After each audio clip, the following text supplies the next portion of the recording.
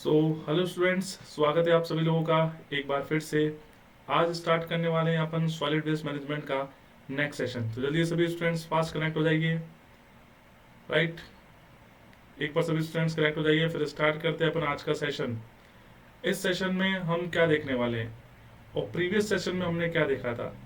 तो previous session के अंदर हमने देखा था आपका थर्मल मेथड और biochemical method. Thermal method are those method which based upon the temperature variation, जो कि टेम्परेचर के ऊपर बेस्ड होते हैं। The first one is the pyrolysis, the another one is the pyrolysis gasification, the fourth one is the plasma arc gasification। Three techniques थी और ये तीनों ही टेक्निक्स किसके ऊपर बेस्ड थी? ये टेम्परेचर के ऊपर बेस्ड थी। वेरिएशन क्या था? वेरिएशन था सर इनका जो टेम्परेचर रेंज है वो वेरी कर रही थी। जैसे बात करें पायरोलिसिस में तो 400 से लेकर 800 डिग्री सेल्सियस होता है, 770 से 540 डिग्री सेल्सियस होता है आपका पायरोलिसिस गैसिफिकेशन में, और 500 टू 14,000 डिग्री सेल्सियस होता है आपका किसके अंदर? प्लाज्मा आर्क गैसिफिकेशन में। ये जितने भी आगे की जो सब टेक्निक्स हैं, these are the modified forms, है ना, these are the advance techniques. इनको एडवांस टेक्निक कहते हैं या इनको मॉडिफाइड फॉर्म्स कहा जाता है। फिर आते हैं अपन नेक्स्ट पे। तो नेक्स्ट हमने कहा कि एक और मेथड थर्मल कंडीशनिंग का, वो है आपका इंसिनरेशन, जिसमें कंप्लीट बर्निंग होती है वेस्ट की। और जो पहले वाले मेथड थे उसमें उसमें इन दी एब्सेंस ऑफ ऑक्सीजन या ऑक्सीजन फ्री एटमॉस्फेयर के अंदर वहां पर बर्निंग की जाती है। तो यहाँ पर पार्शियल बर्निंग होती है और वहां पर कंप्लीट बर्निंग आपको देखने को मिलती है। राइट, तो इंसिनरेशन एक एक जनरलाइज तरीका है जिसके अंदर अपन ऑलमोस्ट 80% तक वॉल्यूम को रिड्यूस करते हैं, 70 टू 80% वॉल्यूम को रिड्यूस कर देते हैं वेस्ट के। पर यहाँ से डिसएडवांटेजेस भी हैं। यहाँ पर डाइऑक्सिन और फ्यूरेंस का रिलीज होता है जो कि एक हार्मफुल टॉक्सिक गैसेस हैं, जो कि एटमॉस्फेयर, एनिमल, लैंड या एनवायरनमेंट को पॉल्यूट करती है। राइट, इनको पॉल्यूट करती है। फिर अपन ने पढ़ा था next is the biochemical method. Biochemical method के अंदर आता है बायोमैग्निफिकेशन। क्या आता है? बायोमिथेनेशन। बायोमिथेनेशन के अंदर होता है सर बायोमिस, माइक्रो ऑर्गेनिजम्स की हेल्प से ऑर्गेनिक मैटर को अपन कन्वर्ट कर रहे हैं यूजफुल फॉर्म के अंदर, एनर्जी के अंदर, और वी कैन से फ्यूल के अंदर। और वो किस फॉर्म के अंदर हो रहा है? तो वो हो रहा है हमारा CH4 methane. It is known as a biogas. इन्हीं को अपन बायोगैस भी कहते हैं। राइट, बताइएगा यहां तक क्लियर?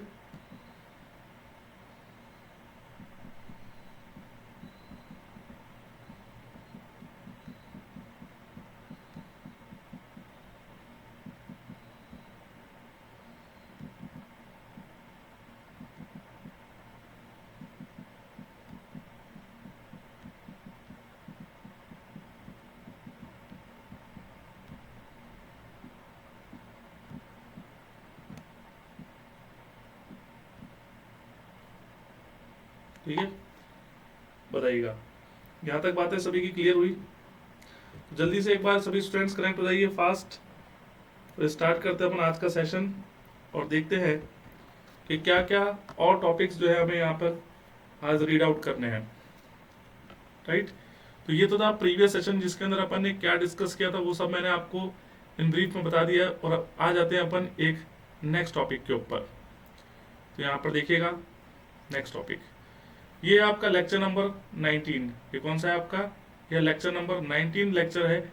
सॉलिड वेस्ट मैनेजमेंट अपन यहाँ पर डील कर रहे हैं और आखिरी टॉपिक पढ़ने वाले हैं। और क्योंकि अपन पढ़ रहे थे प्रोसेस या मेथड्स कि कैसे उस वेस्ट को मिनिमाइज किया जाता है या वेस्ट एनर्जी को ट्रांसफॉर्म किया जाता है। राइट, ये तो यहाँ पर ये है सबसे इंपॉर्टेंट टॉपिक और लास्ट टॉपिक, जिसको बोलते हैं लैंड फिलिंग। क्या बोलते हैं? Land filling. लैंड फिलिंग तो कल भी मैं आपसे डिस्कस कर रहा था, अगर आपको ध्यान हो। मैंने कहा कि सर ऐसे वेस्ट जो न तो इंसिनरेशन हो सकते हैं, न ही जिनकी कंपोस्टिंग की जा सकती है, या अगर की जा भी सकती है पर वहां पर इस तरह की फैसिलिटी अवेलेबल नहीं है, then what we are doing for that particular waste. तो हमने कहा सर उसकी अब कोई रास्ता नहीं बचा, तो आप फाइनल डिस्पोजल की टेक्निक होती है, this is the last one, final disposal technique. अगर आपने हायरार्की पढ़ी हो, आपने हायरार्की पढ़ी थी ना म्युनिसिपल सॉलिड वेस्ट मैनेजमेंट की, हायरार्की पढ़ा था, तो वहां पर लास्ट होता है सर डिस्पोजल। और डिस्पोजल किया जाता है with the help of landfills, by the help of landfilling. Landfilling का सहारा लेते हैं अपन। तो कहते हैं कि जब कोई भी और टेक्निक्स आपके पास अवेलेबल नहीं है, या जहां पर उस वेस्ट को कन्वर्जन नहीं किया जा रहा, इस तरह का वेस्ट हो, या जहां पर वो टेक्निक्स ही अवेलेबल नहीं है, अगर वो वेस्ट कन्वर्जेबल है तो भी नहीं अवेलेबल है, तो उस जगह पर अपन लैंड फिलिंग का सहारा लेते हैं। और जैसे CND वेस्ट हो गया, उनको भी अपन क्या कर सकते हैं, लैंड फिलिंग के अंदर यूज ले सकते हैं। तो क्या ये बात आपको बात समझ में आई क्या? सभी स्टूडेंट्स को बताइएगा, जल्दी से कनेक्ट हो जाओ भाई, जितने भी स्टूडेंट्स हो, फास्ट, जितने भी स्टूडेंट्स हो जल्दी से कनेक्ट हो जाइएगा। तो हम आते हैं हमारे इस टॉपिक पे, और यहाँ पर एक क्वेश्चन पूछा गया था, है ना। जैसे ही अपन ने एक लैंड फिलिंग लिखा, तो जनरल जनरल सी बात है कि लैंड के अंदर फिलिंग होती है। लैंड का मीन्स ग्राउंड में, लैंड का मीन्स क्या है सर, ग्राउंड में।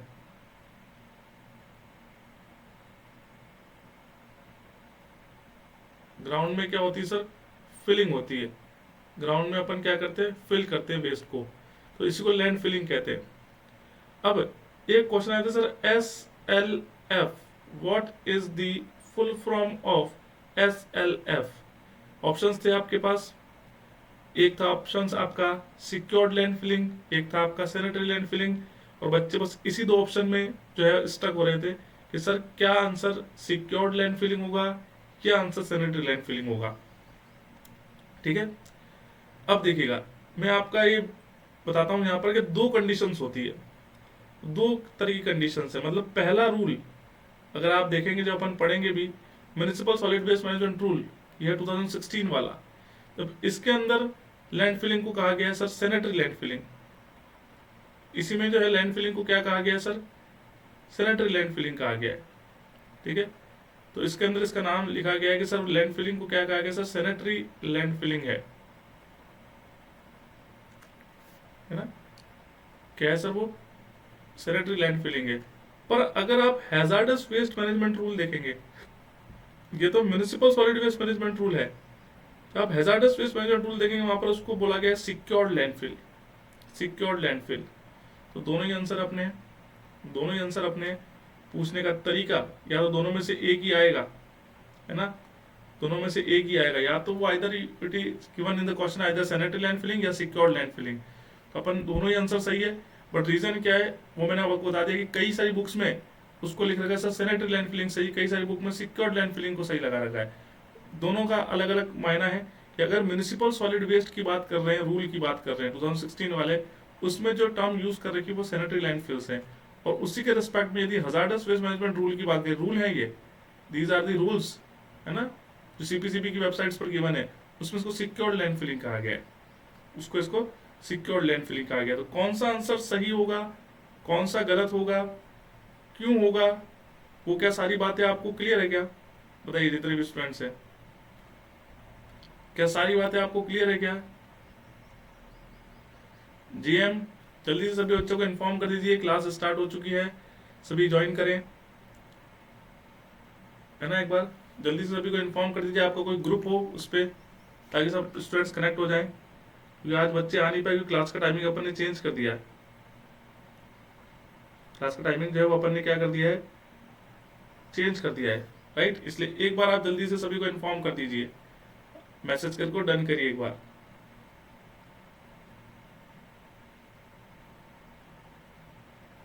है ना।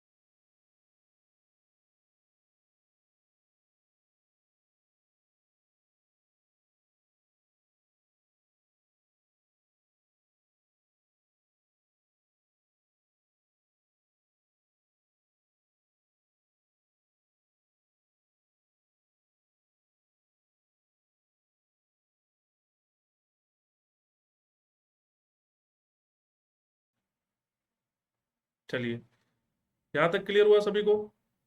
सभी स्टूडेंट्स आ चुके हैं? अब एक बात मैं आपको और बताता हूँ, एक बात मैं आपको और बताता हूँ। क्या चीज़ कह रहे हैं कि सर यहाँ पर अगर आपको सॉलिड वेस्ट मैनेजमेंट रूल के अकॉर्डिंग पूछता है तो you can write sanitary landfilling is the right one. अगर हैजार्डस वेस्ट मैनेजमेंट रूल के अकॉर्डिंग पूछा गया तो वहां पर ऑप्शन होगा सिक्योर्ड लैंडफिलिंग। और एक बार क्वेश्चन पूछा गया सर कंट्रोल टिपिंग कैसे कहते हैं, तो लैंडफिलिंग और sanitary landfilling is also known as control tipping, इसी को कंट्रोल टिपिंग भी कहा जाता है, it is also known as control tipping.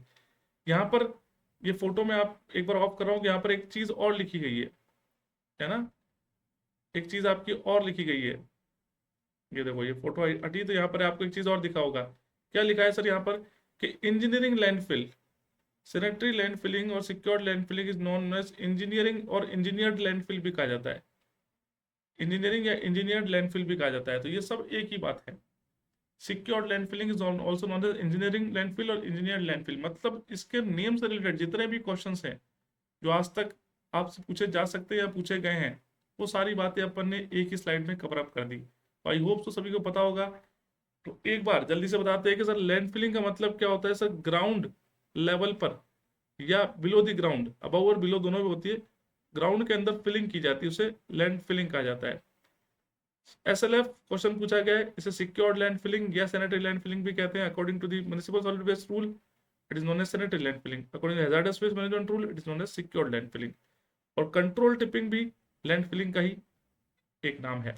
अब सिक्योर्ड लैंड फिलिंग जो है उसे इंजीनियर्ड लैंडफिल और इंजीनियर्ड या इंजीनियरिंग लैंडफिल भी कहा जाता है, इंजीनियर्ड या इंजीनियरिंग लैंडफिल भी कहा जाता है।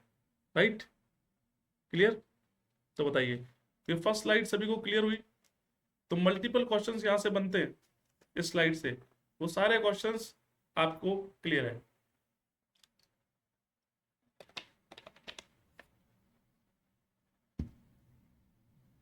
ना? वो मल्टीपल क्वेश्चंस बनते हैं, मल्टीपल क्वेश्चंस आपको क्लियर है। अब आते हैं अपन नेक्स्ट पे, नेक्स्ट की बात करते हैं। तो वापस वीडियो ऑन करते हैं। चलिए, यहां पर नेक्स्ट जो है ये लिखा है the final functional element in the solid waste management. तो मैंने क्या बोला था सर, लैंड फिलिंग तो आखिरी ऑप्शन है डिस्पोजल का, it is the final functional element है। ये कैसा है सर? फाइनल फंक्शनल एलिमेंट है, आखिरी सहारा है या आखिरी तरीका है उस सॉलिड वेस्ट को क्या करने का, मैनेज करने का। सॉलिड वेस्ट को क्या करने का, मैनेज करने का। तो यहाँ लिखा हुआ है साफ, दिख रहा है आपको क्या चीज कि sir the final functional element in the solid waste management system is land filling. और डिस्पोजल जो कहा जाता है उसको लैंड फिलिंग में ही होता है, किसी भी चीज को डिस्पोज करना है तो with the help of land filling. तो ये अपन बहुत पहले पढ़ चुके थे, जब वेस्ट मैनेजमेंट की हायरार्की पढ़ी थी, वहां पर लास्ट आता है डिस्पोजल। तो डिस्पोजल का तरीका जो है वो कौन सा है, लैंड फिलिंग है। जो मोस्ट कॉमन डिस्पोजल का वे है वो कौन सा है सर, लैंड फिलिंग है। राइट, यहाँ तक क्लियर? तो ये किसकी बात कर रहा है, ये लैंड फिलिंग की ही बात कर रहा है कि जो आखिरी फंक्शनल एलिमेंट होता है सॉलिड वेस्ट मैनेजमेंट का, जिसे डिस्पोजल कहते हैं, वो किसके द्वारा होता है, with the help of the landfills. अब सिक्योर्ड लैंडफिल या engineered landfill provides an engineering burial of solid waste. अब ये इंजीनियरिंग बरियल क्या है, engineering burial of solid waste management. तो कहा जा रहा है कि सर ये जो सिक्योर्ड लैंडफिलिंग है ये सैनिटरी लैंडफिलिंग से कैसे अलग है। सर दो नाम थे, एक सैनिटरी एक सिक्योर्ड। तो कहा कि सर इसे सिक्योर्ड लैंडफिलिंग या इंजीनियरिंग लैंडफिलिंग कहते हैं, जो कि इंजीनियर बरियल होता है। इंजीनियरिंग बरियल मतलब इसमें इंजीनियरिंग टेक्नोलॉजी सारी लगाई जाती है ना, टेक्नोलॉजीज लगा के आपको क्या करना है, उसको डिस्पोज करना है। तो सर लैंडफिलिंग में क्या टेक्नोलॉजी लगा लोगे आप, तो यहाँ पर कवर लगाते हैं, अलग अलग मटेरियल के कवर प्लेस करते हैं, कवर की थिकनेस होती है, राइट, उसका कॉम्पैक्शन किया जा रहा है ताकि प्रेबिलिटी कम हो जाए, मतलब इंजीनियरिंग एप्लीकेशंस आप अप्लाई कर रहे हो। इसलिए secured landfill is also known as engineered और engineering landfill, because in secured landfill we are adopting their engineering principles or engineering terminologies or engineering techniques to dispose the waste which is generated from the municipal authorities or any other things, right. तो कहा गया कि sir जो secured land filling है, जिसे engineered land filling भी कहा जाता है, इसमें इंजीनियरिंग टेक्निक्स का इस्तेमाल करते हैं ताकि आप एक सेफ और सिक्योर डिस्पोजल ऑप्शन को रेडी कर पाएं। ठीक है, केवल ऐसा नहीं कि अपन ने कचरे को एक ओपन लैंड में डाल दिया, डिस्पोज कर दिया, ऐसा नहीं। उसमें प्रॉपर लाइनिंग मटेरियल्स अपन प्रोवाइड करते हैं, उनकी थिकनेस होती है, उसको किस मटेरियल का होगा वो होता है, राइट। कॉम्पैक्शन किया जाता है, कितनी लेयर होगी, लीचेट कलेक्शन मैनेजमेंट सिस्टम होता है, गैस कलेक्शन सिस्टम होता है, ताकि आप सस्टेनेबल वे के अंदर प्रोसीड करें, राइट। ये मतलब ना तो ह्यूमन बीइंग को हार्म हो उस लैंड फिलिंग से, न ही एनवायरमेंट को हार्म हो। इन सभी बातों का आप ध्यान रखते हैं, इन सभी बातों का क्या करते हैं आप, ध्यान रखते हैं। तो ये बात क्लियर हुई सभी को। अब बताइएगा,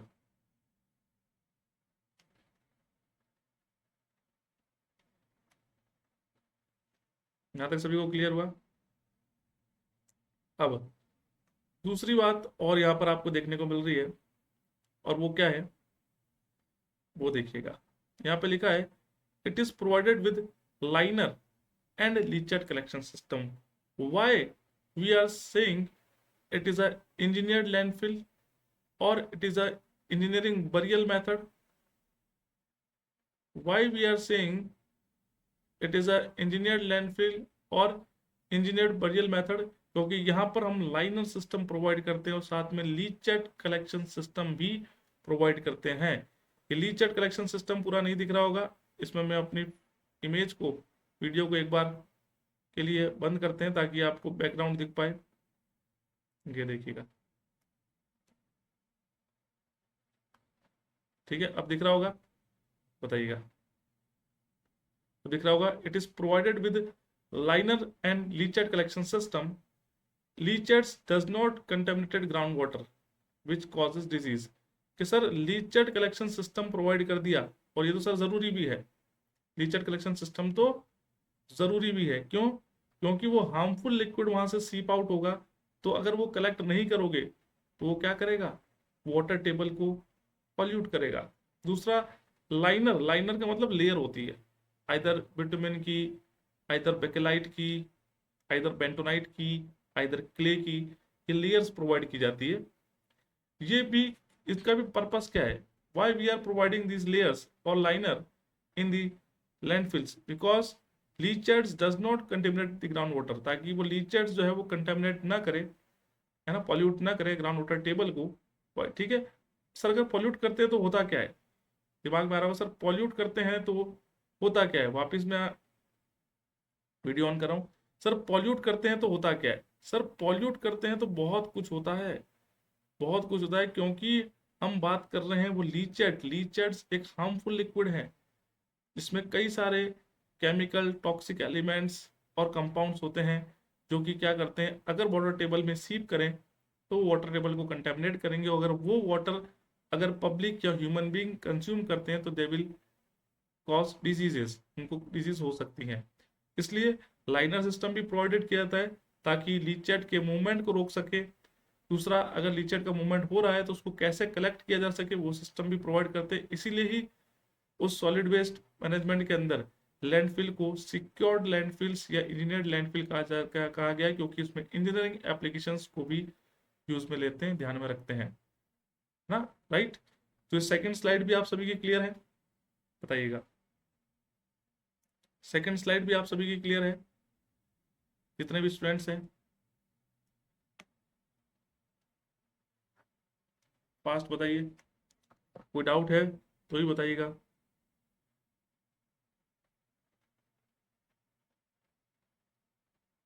है ना, कोई डाउट है तो ही बताइएगा।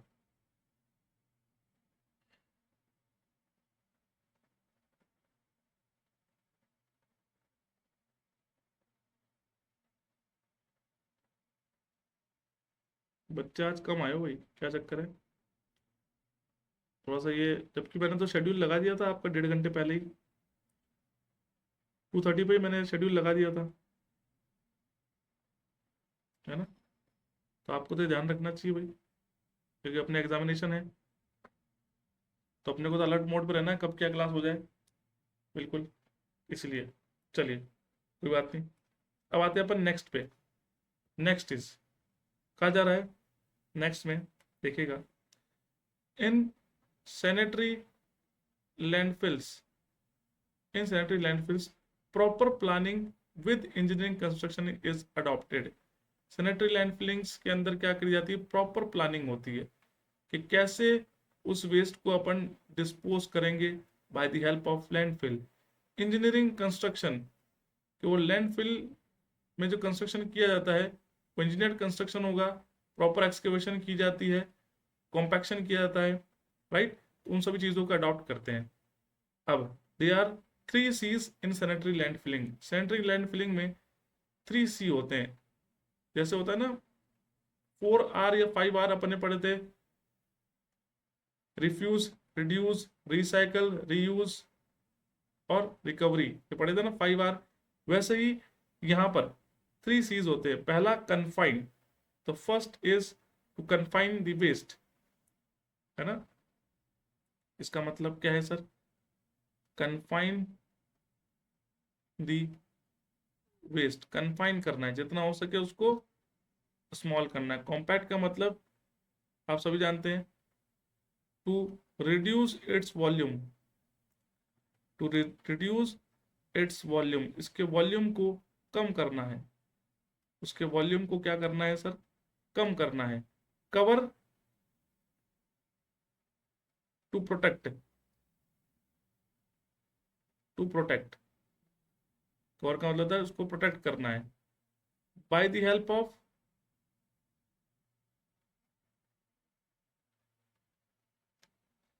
Bye the help of liners, किसकी हेल्प से, by the help of liner, liners की हेल्प से, ठीक है। तो कन्फाइन का मतलब to confine the waste, spring करना है उसको। कॉम्पैक्ट का मतलब to reduce its volume, volume को रिड्यूस करना है। तो cover, to protect by the help of liners, कि आपको उसको प्रोटेक्ट भी करना है, ताकि रेन, प्रोटेक्ट क्यों करना है, कवर क्यों करना है, ताकि रेन फॉल या रेन वाटर एंटर ना हो, रेन वाटर एंटर ना हो, या ड्रेनेज, ड्रेनेज उसमें सीप ना करे। ड्रेनेज जो है वो क्या है सर, वो सीप, सीप ना करे, है ना, किसमें, लैंड फिलिंग के अंदर वो सीप ना करे, ये भी आपको ध्यान रखना है, राइट। दूसरा कि जो आपका वेस्ट है वो एटमॉस्फेयर के डायरेक्ट कांटेक्ट में ना रहे। जो वेस्ट है वो जो है वो आपके एटमॉस्फेयर के डायरेक्ट कांटेक्ट में ना रहे, डायरेक्ट कांटेक्ट में ना रहे, कांटेक्ट में ना रहे। ये इन बातों के लिए इसको कवर किया जाता है, इन बातों के लिए इसको क्या किया जाता है सर, कवर किया जाता है। क्या बात क्लियर है आप सभी को, बताइएगा, जितने भी स्टूडेंट है, क्या बात क्लियर है आप सभी को, बताइएगा, है ना। तो कवर वाला जो क्या लिखा हुआ है ये आपको दिख जाएगा अभी, देखो, in sanitary land filling proper planning with engineering construction, है ना, proper planning with engineering construction.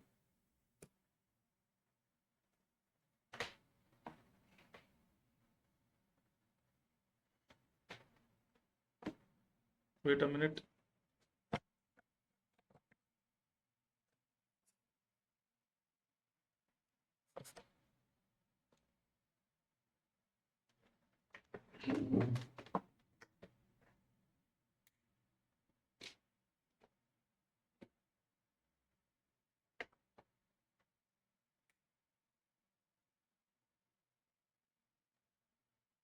Right, okay. अब तो जल्दी से एक बार सभी को समझ में आ गया, बताइएगा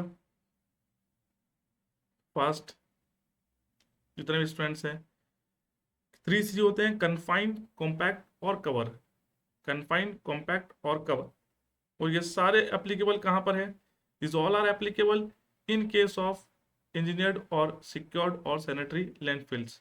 अब आते हैं अपन नेक्स्ट के ऊपर। नेक्स्ट देखिएगा, next is landfills are generally design period of 20 to 25 years. ये अगर आपसे पूछ ले एज ऑफ लैंडफिल कि कितने सालों के लिए लैंडफिल डिजाइन की जाती है, this is known as design period. कितने सालों के लिए डिजाइन की जाती है, क्या उसका डिजाइन पीरियड होगा, तो you can say 20 to 25 years, कि लगभग 20 से 25 सालों के लिए ही डिजाइन किया जाता है। उसके बाद उस लैंडफिल साइट्स को छोड़ दिया जाता है। अब बच्चा कहेगा सर लैंडफिल साइट्स को छोड़ दिया जाता है, इसका मतलब अब उस जगह पर क्या होगा, रिक्रिएशन पार्क्स, है ना, रिक्रिएशन पार्क्स बन जाएंगे वहां पर, और गार्डन्स वगैरह बन जाएंगे, ताकि लोग उसको यूटिलाइज कर सके उस जगह को, है ना। तो उस जगह को वेस्ट भी नहीं होने देते हैं। कि बच्चे के दिमाग में आता है सर ये क्वेश्चन तो बन गया कि सर 20 से 25 ईयर्स तक के लिए उस साइड को इस्तेमाल में लिया जाता है, पर उसके बाद क्या किया जाएगा, उसके बाद उसको यूज कर सकते हैं पार्क के अंदर, पब्लिक पार्क्स के अंदर, है ना, ओपन लैंड के अंदर। ये है। अब जब बात करते हैं लैंड फिलिंग की, तो वहां पर बहुत सारी बातों का आपको ध्यान रखना है। They are the 7 essential components for designing a landfill. किसी लैंडफिल को डिजाइन करते हैं तो आपको इन 7 कंपोनेंट के बारे में जानना जरूरी है, या इसके बात को लेकर आपको अवेयर रहना है। अब 7 कंपोनेंट्स क्या है वो देखिएगा। ये 7 कंपोनेंट क्या है, आपका पहला है आपका लाइनर सिस्टम, है ना। लाइनर सिस्टम, लाइनर सिस्टम जो है वो कहाँ पर प्रोवाइड करने वाले हैं। लाइनर तो बता दिया आपको, मटेरियल होता है, कवरिंग मटेरियल। ये कहाँ पर प्रोवाइड करने वाले हैं, it is provided at the base as well as the sides. कि जो भी लैंडफिल साइड आप कंस्ट्रक्ट करेंगे, जो भी लैंडफिल साइड आप कंस्ट्रक्ट करेंगे, तो उसके जैसे ये सपोज करो ये लैंडफिल साइड है ना, सपोज करो कि ये एक लैंडफिल साइट है। अब इस लैंडफिल साइड के लाइनर कहाँ का प्रोवाइड करने वाले हैं, तो इस लैंडफिल साइड के सर बेस पे ही प्रोवाइड करते हैं। लाइनर जो है सर बेस पे ही प्रोवाइड करते हैं, और साइड्स जो होती है उन पर ही प्रोवाइड किया जाता है ना। लाइनर कहाँ का प्रोवाइड किया जाएगा सर, एक तो बेस पे प्रोवाइड किया जाएगा, और एक उसकी साइड्स पर भी प्रोवाइड किया जाता है। दोनों साइड्स, जितनी भी उसकी साइड्स होती है उन साइड्स पर भी उसको बेसिकली प्रोवाइड किया जाता है, राइट। रीजन क्या है, ताकि वो लीचेट जो है ना, ये आपका क्या हो गया, ये हो गया आपका बेस हो गया, और दीज आर दी साइड्स। इन दोनों जगह प्रोवाइड किया जाता है, क्योंकि लीचेट का सीपेज तो कहीं से भी हो सकता है ना। क्यों प्रोवाइड किया जाता है, क्योंकि लीचेट का जो सीपेज है यहाँ पर आपका ये वेस्ट है, और ऊपर से आपका कोई ड्रेनेज हुआ या वाटर के कांटेक्ट में आया, रेनफॉल हुई, है ना, यहाँ से कोई रेनफॉल वगैरह हुई, तो वाटर क्या करेगा, इसमें से सीप करेगा, ऑब्वियस बात इसके अंदर एंटर करेगा। तो वाटर इसके अंदर एंटर करेगा तो ये नीचे भी जा सकता है, ये साइड में भी मूव कर सकता है। तो ये ना करे, ये ना करे, इसके लिए अपन क्या कर रहे हैं, ये लाइनर सिस्टम प्रोवाइड कर रहे हैं। ये लाइनर सिस्टम जो है वो हम बेसिकली प्रोवाइड कर रहे हैं। तो क्या कर रहे हैं सर, लाइनर सिस्टम पर प्रोवाइड करते हैं। तो पहला कंपोनेंट समझ में आया उन 7 कंपोनेंट में, the first one is the liner system. दूसरा is the leachate collection control और treatment facility. Other one is the leachate collection control और ट्रीटमेंट फैसिलिटी। इसका मतलब क्या है कि सर जब आप लैंडफिलिंग की बात कर रहे हो, जब आप लैंडफिलिंग के बाद में रेनफॉल की बात कर रहे हो, जब आप कंटेमिनेशन ऑफ वाटर की बात कर रहे हो, तो वहां पर एक बात और देखने को मिलती है कि सर जब वो लीचर्स वहां से सीप होंगे तो वो कौन कलेक्ट करेगा, किस तरीके से कलेक्ट होंगे, सर उसको कैसे कंट्रोल्ड या मिनिमाइज किया जा सकता है, और क्या ट्रीटमेंट फैसिलिटी आप लगाएंगे उस लीचर की। फाइनल डिस्पोजल अगर आपने कलेक्ट कर भी लिया उसको डिस्पोज तो करना ही पड़ेगा ना। अगर आप लैंड पे करते हो या वाटर बॉडी पे करते हो, कहीं तो डिस्पोज करोगे। जब सर उसी चीज को लेके, सेम कंसंट्रेशन को लेके, सेम कंपोजिशन को लेके आप डिस्पोज कर रहे हो, तो फिर कोई मतलब ही नहीं हुआ। आपको सर उसको ट्रीट भी करना है। क्या करना है सर, उसको ट्रीट भी करना है। तो ट्रीट करने के बाद आप डिस्पोज करोगे, right.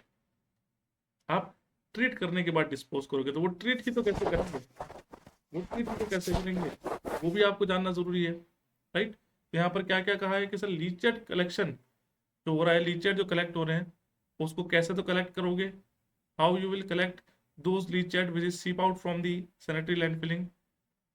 Next one, how to control or minimize those leachates formation. And the third one, the final treatment given to the leachates. Okay, what are the treatment which are given to the leachates because leachates are the harmful contaminated liquids. है ना, तो ये पूरी बात आपको समझ में आ गई होगी, राइट। तो इसको भी अपन टिक लगा देते हैं। 7 कंपोनेंट में सेकंड कंपोनेंट भी क्लियर हुआ।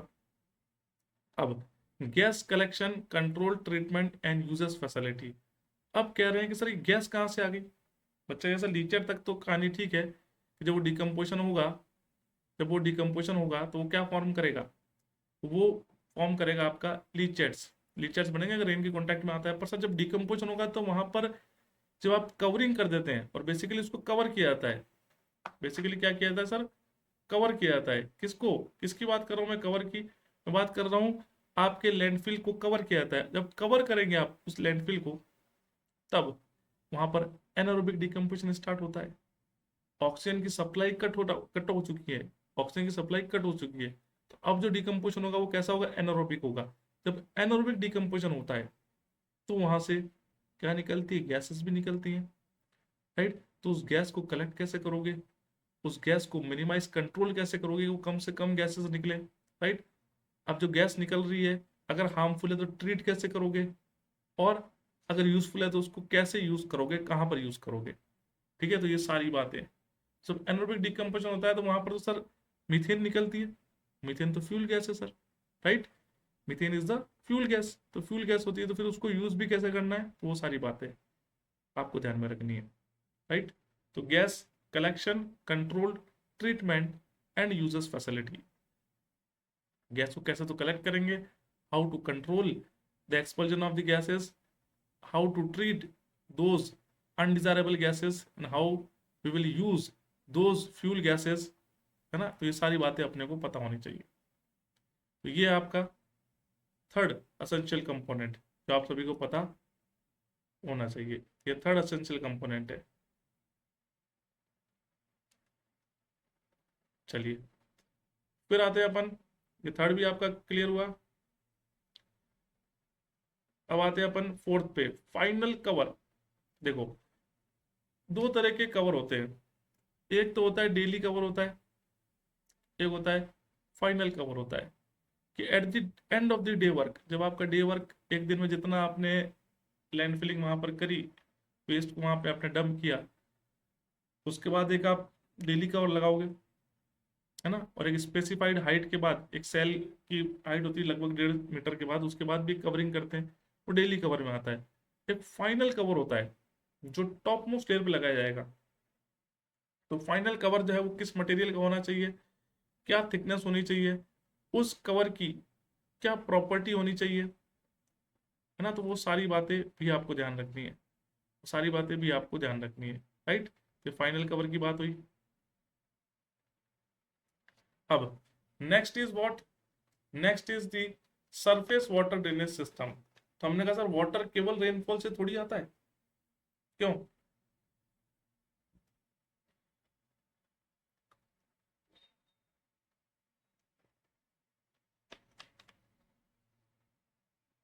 सर वाटर केवल रेनफॉल से थोड़ी आता है, ये किसने कहा कि सर वाटर जो है वो केवल केवल रेनफॉल से ही आता है। सर वाटर तो सरफेस ड्रेनेज से भी आ सकता है। कि आसपास यदि अगर कोई लीकेज हो रहा है, फाइनल कवर हो गया, आसपास यदि कोई लीकेज हो रहा है या फ्लड आ गई, तो भी तो वहां पर ऐसी कंडीशन बन सकती है ना कि जब लीकेज हो रहा है या हैवी रेनफॉल हो गई या फ्लड आ गई, तो वहां पर भी तो वाटर आता है आपका।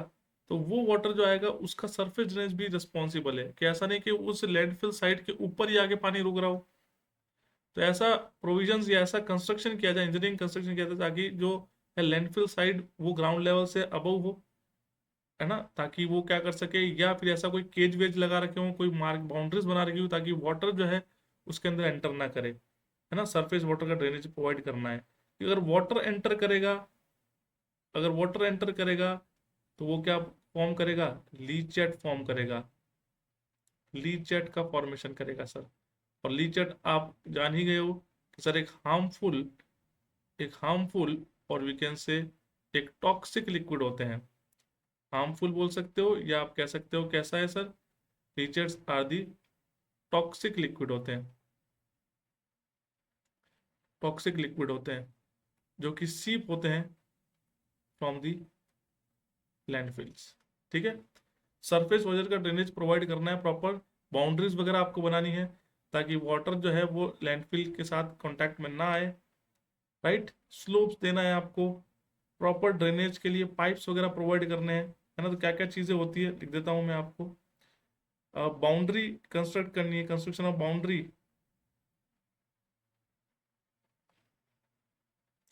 बाउंड्रीज कंस्ट्रक्शन करनी है, स्लोप प्रोवाइड करना है, स्लोप प्रोवाइड करना है, ड्रेनेज पाइप्स आपको देने हैं,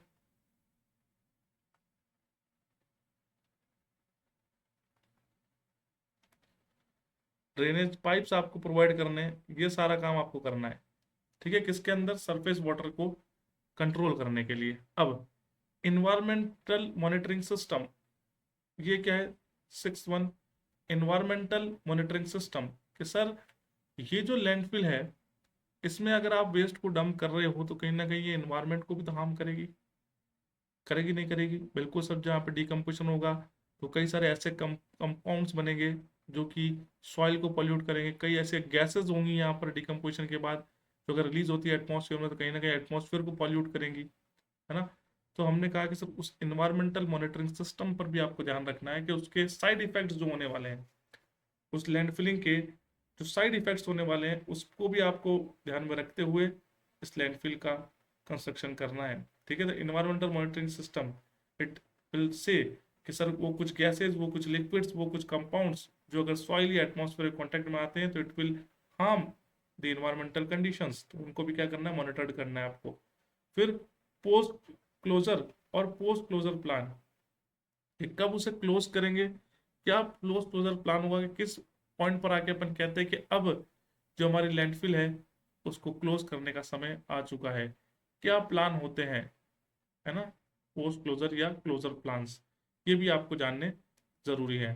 तो these are the seven these are the seven essential components which you should know about landfill. ये कुछ 7 कंपोनेंट है, ये देखो आपको पूरा दिख जाएगा, सेवंथ भी closure and post closure plan.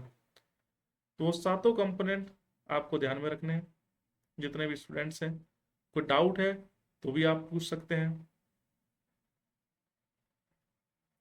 किसी को कोई डाउट है तो भी आप पूछ सकते हैं। राइट, तो बताइएगा। तो लैंडफिल जो है ये जनरली डिजाइन की जाती है 20 से 25 सालों के लिए। कुछ 7 असेंशियल कंपोनेंट्स हैं जिसको आपको ध्यान में रखना है लैंडफिलिंग के केस में, जिसको आपको ध्यान में रखना है लैंडफिलिंग के केस में। राइट,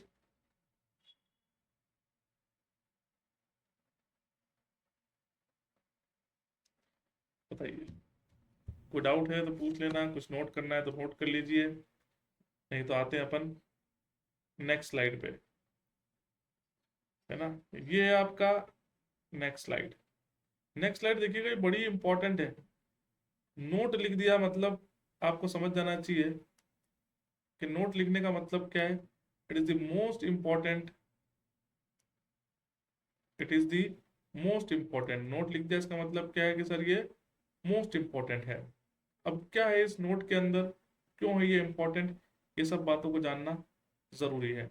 देखिएगा, सबसे पहले मैं बात करूं, सबसे पहले बात करूं तो लिखा है इस नोट के अंदर कि according to the CPHEO manual, central pollution health environmental की गाइडलाइंस होती है ना।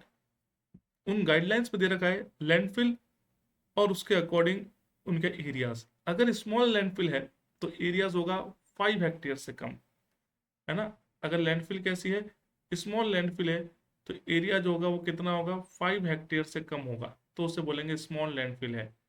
अगर वो लैंडफिल मीडियम लैंडफिल है, अगर वो लैंडफिल कैसी सर, मीडियम लैंडफिल है, तो उसके एरिया होगा 5 से लेकर 20 हेक्टेयर। तो उसका एरिया कितना होगा सर, 5 से लेकर 20 हेक्टेयर। बट 5 से लेकर 20 हेक्टेयर, बट अगर वो लार्ज लैंडफिल है तो उसका एरिया होगा 20 हेक्टेयर से ज़्यादा, है ना। और जो बच्चा सोचे सर ये हेक्टेयर क्या है, हेक्टेयर इज द एरिया की यूनिट है। हेक्टेयर, हेक्टेयर क्या है सर, यूनिट है, एरिया की यूनिट है। और 1 हेक्टेयर कितना होता है, ये कन्वर्जन भी आता है, लैंड फिलिंग पे न्यूमेरिकल आते हैं। तो 1 हेक्टेयर मतलब 10⁴मीटर स्क्वायर, 10⁴मीटर स्क्वायर 1 हेक्टेयर।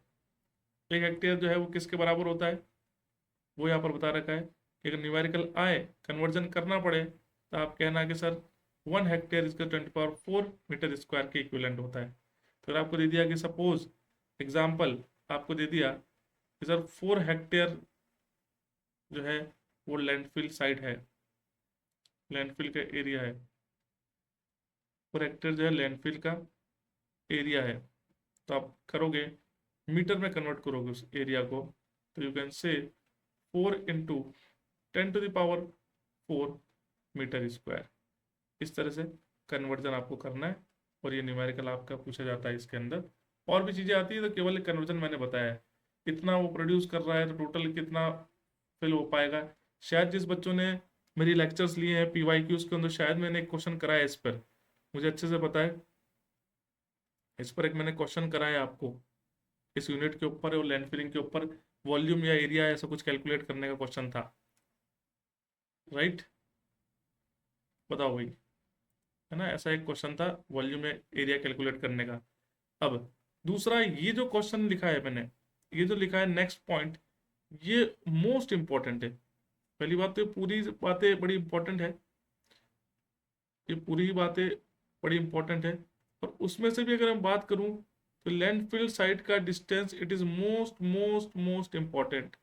एक नहीं, एक नहीं, कोई मल्टीपल टाइम्स क्वेश्चन पूछे गए हैं, ये मोस्ट मोस्ट मोस्ट इंपॉर्टेंट है ना, ये बहुत ज़्यादा इंपॉर्टेंट है।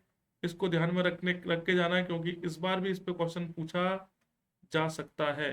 रिवर, अगर ये बोलना क्या चाह रहा है, पहले तो याद देखो, लैंडफिल साइट का डिस्टेंस, मैं कह रहा हूं कि सर यहाँ पर ये कोई रिवर आपकी फ्लो कर रही है ना, तो रिवर आपकी फ्लो कर रही है ना, ये रिवर आपकी फ्लो कर रही है,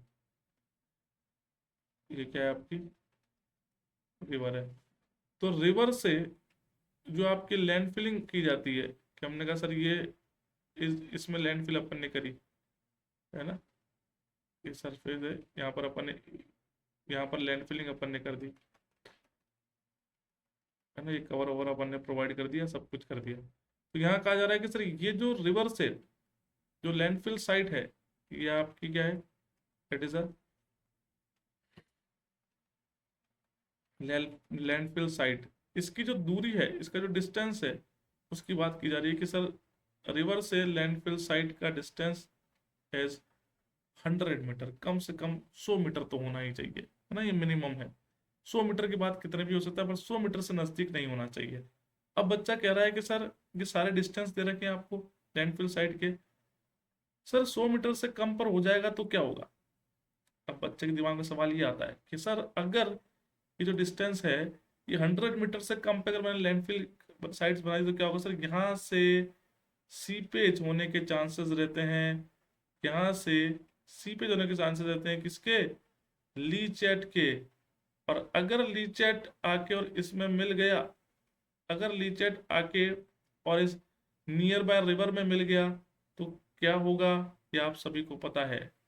लीचेट सीप करता हुआ उस नियर बाय रिवर में मिल गया, तो क्या होगा, इस रिवर को पॉल्यूट करेगा, इस रिवर को क्या करेगा, कंटेमिनेट करेगा, कंटेमिनेट करेगा और डिसीज कॉज करेगा, क्योंकि इस रिवर का पानी कोई ना कोई यूटिलाइज करेगा आगे ना, इसलिए।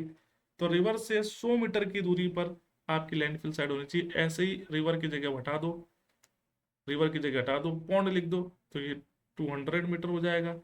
अगर हाईवे है, हाईवे से दूरी की बात करें, स्टेट हाईवे नेशनल हाईवे है, उनसे 200 मीटर के डिस्टेंस पर होगा। हैबिटेशंस, हैबिटेशंस का मतलब क्या होता है, जहां पर place where the publics are living, habitable area, जहाँ पर पब्लिक से आती रेजिडेंशियल एरियाज की बात कर सकते हैं, जहाँ पर लोग रहते हैं, शहरी बस्ती है, तो शहरों से आपका लगभग, जहाँ पर कोई घर वर बना हुआ उससे कितना, लगभग 200 मीटर की दूरी पर होना चाहिए। पब्लिक पार्क है तो पार्क से भी 200 मीटर की डिस्टेंस पर चाहिए। वाटर सप्लाई की जो पाइपलाइन वगैरह जा रही है उससे भी लगभग आपका 200 मीटर के डिस्टेंस पर लैंडफिल साइड होनी चाहिए, मिनिमम डिस्टेंस है ना, मिनिमम डिस्टेंसेस लैंडफिल साइड की। अगर बात की जाए आपकी एयरबेस और एयरपोर्ट की, एयरबेस जहाँ पर मिलिट्रीज जो होती है एयरक्राफ्ट वगैरह रखती है, एयरफोर्स स्टेशन होते हैं उनके, बोलते हैं उनका जो एरिया होता है उसको एयरबेस कहते हैं। एयरपोर्ट से लगभग कितना, 20 किलोमीटर की डिस्टेंस पर होना चाहिए। ये सब मीटर है, यहाँ पर किलोमीटर है। अब ये घबराना मत कि सर की गलती से नहीं लिख दिया, नहीं, ये 20 किलोमीटर, ये 200 मीटर है। 100, 200 और 200, रिवर में 100 है, पॉन्ड में, हाईवे, हैबिटल, पब्लिक पार्क्स में, वाटर सप्लाई में 200 मीटर के डिस्टेंस पर होनी चाहिए। एयरबेस और एयरपोर्ट पे 20 किलोमीटर की डिस्टेंस पर लैंडफिल साइट होनी चाहिए, क्योंकि रिस्ट्रिक्टेड एरियाज रहते हैं ये तो वैसे भी, तो वहाँ पर जो एक्टिविटीज़ हैं वो नहीं होनी चाहिए, तो लगभग इसलिए इसको 20 किलोमीटर बोल दिया है, मिनिमम है, इससे ज़्यादा पर हो। और ये सब कहाँ से लिखे हैं, ये कोड या वी कैन से रूल से लिखे हैं। जब रूल का डाटा है, ये कोड या रूल का जो है ये डाटा है, और मैं आपको दिखा दूंगा जब कोड या रूल पढ़ेंगे, वही municipal solid waste management rule, उसके अंदर ये सब चीजें लिखी गई है। पर ये याद रखिएगा, ये मोस्ट मोस्ट इंपॉर्टेंट है। It is asked in multiple examinations of pollution control board, various states के अंदर पूछा गया है इसके ऊपर क्वेश्चन, है ना, तो बिल्कुल आपको ध्यान में रखना है। बताइए, कोई डाउट किसी को? ये स्क्रीन ऑफ करता हूँ वीडियो वाली, ताकि पीछे दिखे अपन ने क्या लिखा है, ये देख लो सारे स्टूडेंट्स जितने भी हैं, फास्ट एक बार।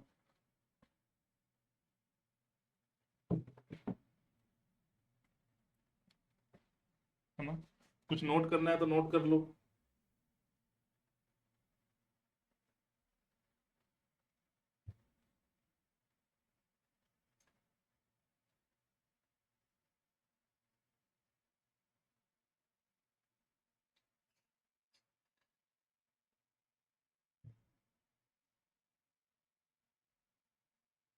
राइट, चले आगे नेक्स्ट पे। चलिए, तो ये याद रखिएगा, लैंडफिल स्मॉल, मीडियम और लार्ज, 5 हेक्टेयर से कम स्मॉल, 5 से 20 मीडियम, 20 से ग्रेटर देन तो लार्ज लैंडफिल साइट्स कहते हैं। रिवर से 100 मीटर के डिस्टेंस पर होना चाहिए, राइट। आपके पॉन्ड से 200 मीटर के डिस्टेंस पर होना चाहिए। आपके habitable areas, public parks, water supply line से 200 मीटर के डिस्टेंस पर होना चाहिए। एयरपोर्ट या एयरबेस से आपका 20 किलोमीटर के डिस्टेंस पर होना चाहिए, मिनिमम है ये, ठीक है सर, मिनिमम है। अब आते हैं अपन नेक्स्ट पे। नेक्स्ट देखिएगा,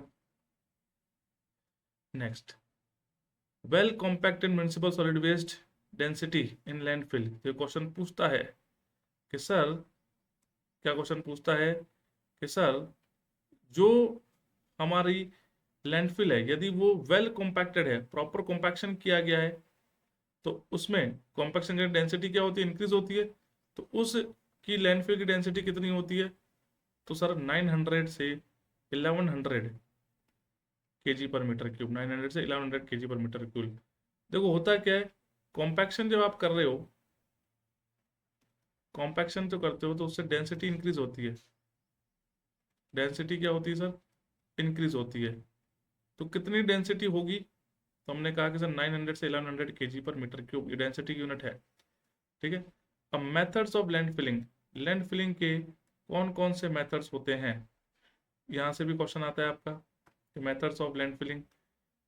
तो मेथड्स ऑफ लैंड फिलिंग के अंदर तो first one is the area method, पहला मेथड है जिसे अपन क्या कहते हैं, एरिया मेथड। एक होता है ट्रेंच मेथड और एक होता है सेल मेथड। एरिया, ट्रेंच और cell, there are 3 methods which is used for disposal of the municipal solid waste. There are 3 methods: area, trench and cell method. अब यहां से भी क्वेश्चन पूछता है, क्वेश्चन क्या पूछता है वो भी सुनो कि सर वो कौन सा मेथड है, वो कौन सा मेथड है जिसमें जो लैंड फिलिंग की जाती है वो अबव द ग्राउंड लेवल की जाती है। वो कौन सा मेथड है जिसमें land filling below the ground की जाती है। या जब वाटर टेबल हाई है उस केस में कौन सा मेथड अडॉप्ट करेंगे लैंड फिलिंग के लिए। जब water table at great distance पर है तो आप कौन सा मेथड अडॉप्ट करेंगे लैंड फिलिंग के लिए। ये सारे क्वेश्चन पूछे जाते हैं। अब उन क्वेश्चन को यदि आपको समझना है, you should know about the each and every methods of land filling. The first one is area, another one is trench, and the third one is cell method, right? यहाँ तक बात क्लियर हुई कि किस तरह का क्वेश्चन पूछा जाता है। जब अपन पढ़े उससे पहले आपको क्वेश्चन पता होना चाहिए। मैंने बता ही दिया आपको, यहाँ पर क्वेश्चन पूछता है कि वाटर टेबल जब हाई हो, वाटर टेबल जब ग्रेट डिस्टेंस पर हो, अबव दी ग्राउंड किस मेथड में लैंड फिलिंग की जाती है, बिलो द ग्राउंड लेवल किस में की जाती है, राइट? इस तरह से तो वो आपको जानना जरूरी है। अपन आते हैं नेक्स्ट मेथड के ऊपर। चलिए,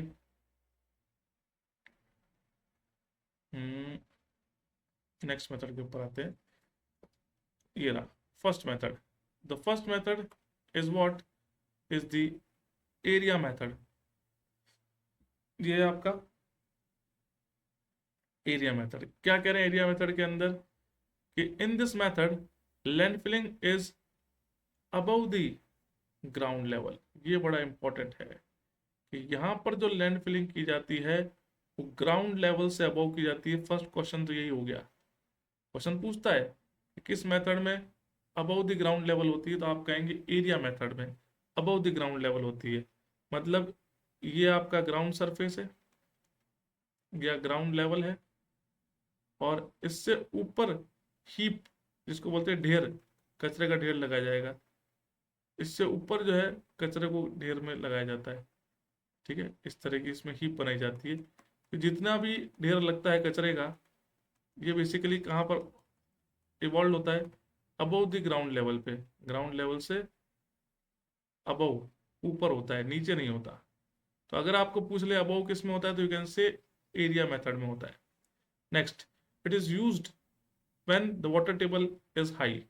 तो अबव क्यों करना पड़ रहा है कि क्योंकि इस कंडीशन को कब अडॉप्ट करना पड़ रहा है, जब आपकी वाटर टेबल हाई है, मतलब near by the ground level है। कि क्या है sir, near by the ground level है। Near by the ground level है, जो वाटर टेबल है वो near by the ground level है। ठीक है, ग्राउंड लेवल के नियर बाय है, तो वहां पर कंटेमिनेशन के चांसेस ज्यादा है। तो बच्चा कहेगा sir water table ground level के नियर बाय है, तो उससे क्या मतलब है। अरे वहां पर कंटेमिनेशन के चांसेस ज्यादा है। कंटेमिनेशन के जो है वो चांसेस ज्यादा है।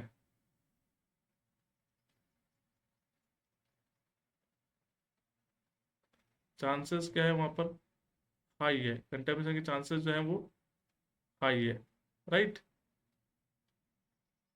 इसलिए अपन को क्या करना है, अबव दी लैंड फिलिंग जो है, above the ground land filling करनी होती है। तो वाटर टेबल कैसी हो, हाई हो, ये भी ध्यान रखिएगा। नेक्स्ट, 0.5 मीटर एंड का कॉम्पैक्शन करते हैं till the total height is 2 to 3 meter. ठीक है, तो यहाँ पर क्या करते हैं कि सर बैचेस में करते हैं। कि पहले अपन ने क्या किया, ये वेस्ट अपन ने यहाँ पर प्लेस किया और यहाँ पर कॉम्पैक्शन कर दिया। रोलर वोलर की हेल्प से करते हैं। किससे करते हैं सर, रोलर की हेल्प से करते हैं। रोलर की हेल्प से, ये रोलर है ना, रोलर की हेल्प से कॉम्पैक्शन करते हैं। 1.5 1.5 मीटर में करते हैं। और कब तक किया जाएंगे, टोटल हाइट कितनी है ये, जब तक अपन इसको कॉम्पैक्ट करेंगे। तो हमने कहा टोटल हाइट जब तक कि वो अचीव ना कर ले, कितना, 2 से 3 मीटर। टोटल हाइट वो 2 to 3 मीटर अचीव ना करे, तब तक अपन को क्या करना है, 0.5 मीटर की लेयर में कॉम्पैक्ट करके उसको फिल करना है। Daily cover, daily cover provide किया जाता है ना। तो at the end of the day, ये कहाँ पे किया जाता है, at the end of the day, at the end of the day पे daily cover is provided. Daily cover is provided. ठीक है, थिकनेस जो होगी वो डेली कवर की कितनी होगी, 150 mm, और मीटर में कन्वर्ट करोगे तो 0.15 मीटर। और डेली कवर पे क्वेश्चन पूछा गया है कि डेली कवर बेसिकली किसका यूज करते हैं, ये मोस्ट इंपॉर्टेंट क्वेश्चन है। तो कॉम्पैक्टेड क्ले का, कि compacted clay is used as a daily cover material.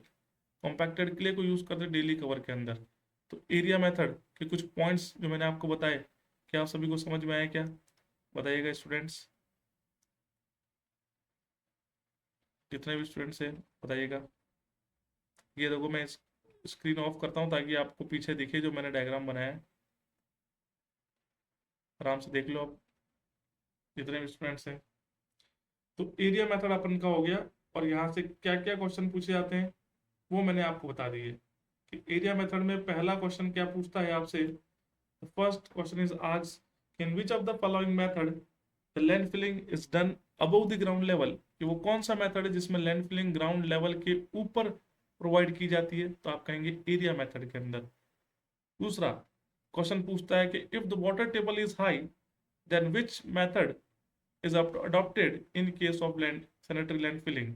कि अगर वाटर टेबल हाई है तो आप कौन सा मेथड यूज करते हैं सैनिटरी लैंड फिलिंग में, then you should say area method, आप कहेंगे एरिया मेथड।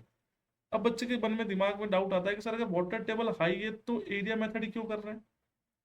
तो हमने कहा एरिया मेथड तो केवल नाम है, इसका मतलब है ग्राउंड लेवल से ऊपर करना है। वाटर टेबल जब ग्राउंड लेवल के नियर बाय है तो वहां पर कंटेमिनेशन के चांसेस हाई है, जो कि मैंने आपको लिख रखा है ऊपर, दिख रहा है आपको? ये देखो यहाँ पर लिख रखा है कि यहाँ पर कंटेमिनेशन के चांसेस हाई है। रीजन है आपका, ये आपका रीजन है,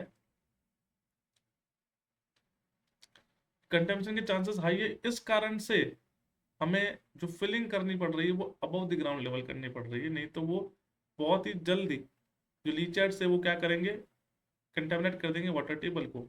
अब दूसरा कि सर कितना की हाइट अचीव करते होंगे। हमने कहा सर 2 से 3 मीटर टोटल हाइट होती है, ये लिख रखा देखो टोटल हाइट कितनी है, 2 to 3 मीटर है टोटल हाइट जिसके अंदर अपन लैंड फिलिंग करते हैं। अब इस 2 से 3 मीटर को अचीव कैसे करें सर, एक ही बार में करते हैं? हमने कहा नहीं, 0.5 का कॉम्पैक्शन करते हैं, 0.5 0.5 0.5 ऐसे एक्सटेंड करते रहेंगे up to till it will achieve और gain a height of 2 to 3 meter, तब तक करते रहेंगे। अब जैसे अपन ने अब 2 से 3 मीटर एक दिन में आ गई तो ठीक है, पर इतना पॉसिबल नहीं। 3 मीटर का मतलब लगभग 10 फीट हो गए, 3 मीटर का मतलब क्या हो गया सर, लगभग 10 फीट हो गए। तो उतना एक दिन में अचीव कर पाए, क्योंकि हाइट ही थोड़ी, वॉल्यूम भी तो होता है ना, वॉल्यूम भी तो होता है, हाइट वाइज थोड़ी विड्थ वाइज भी तो होता है। ये जो कचरा है वो विड्थ वाइज भी तो फैला हुआ होता है हाइट वाइज की जगह, तो विड्थ वाइज भी होगा और हाइट वाइज भी होगा, तो सभी को करना पड़ेगा, चारों तरफ अपने को कॉम्पैक्शन करना पड़ेगा। तो एक दिन में अचीव नहीं कर सकते, तो at the end of the day work, at the end of the day work लिख दो वैसे तो, है ना। Eight the end of the day work के ऊपर अपने को डेली कवर प्रोवाइड करना पड़ता है, right. We are providing daily cover at the end of the day work. वो डेली कवर किसका होगा, ये पूछता है, बहुत बार पूछा गया, मैंने स्टार मार्क भी कर रखा है अगर आपको दिख रहा हो तो। डेली कवर जो प्रोवाइड करते हैं वो करते हैं अपन कॉम्पैक्टेड क्ले का। किसका करते हैं अपन, कॉम्पैक्टेड क्ले का डेली कवर प्रोवाइड करते हैं। हाँ, इंजीनियरिंग में इतना नहीं पढ़ाई हुआ था।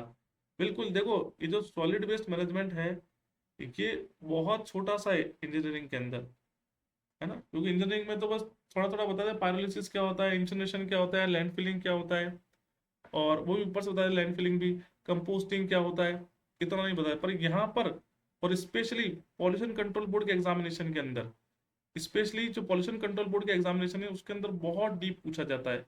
अगर आपको वास्तव में एग्जामिनेशन को क्रैक करना है, रियली में आप चाहते हैं कि सर हमारा एग्जामिनेशन क्रैक हो, तो आपको इन डेप्थ पढ़ना पड़ेगा, क्योंकि आप प्रीवियस ईयर के क्वेश्चंस उठा के देखिएगा।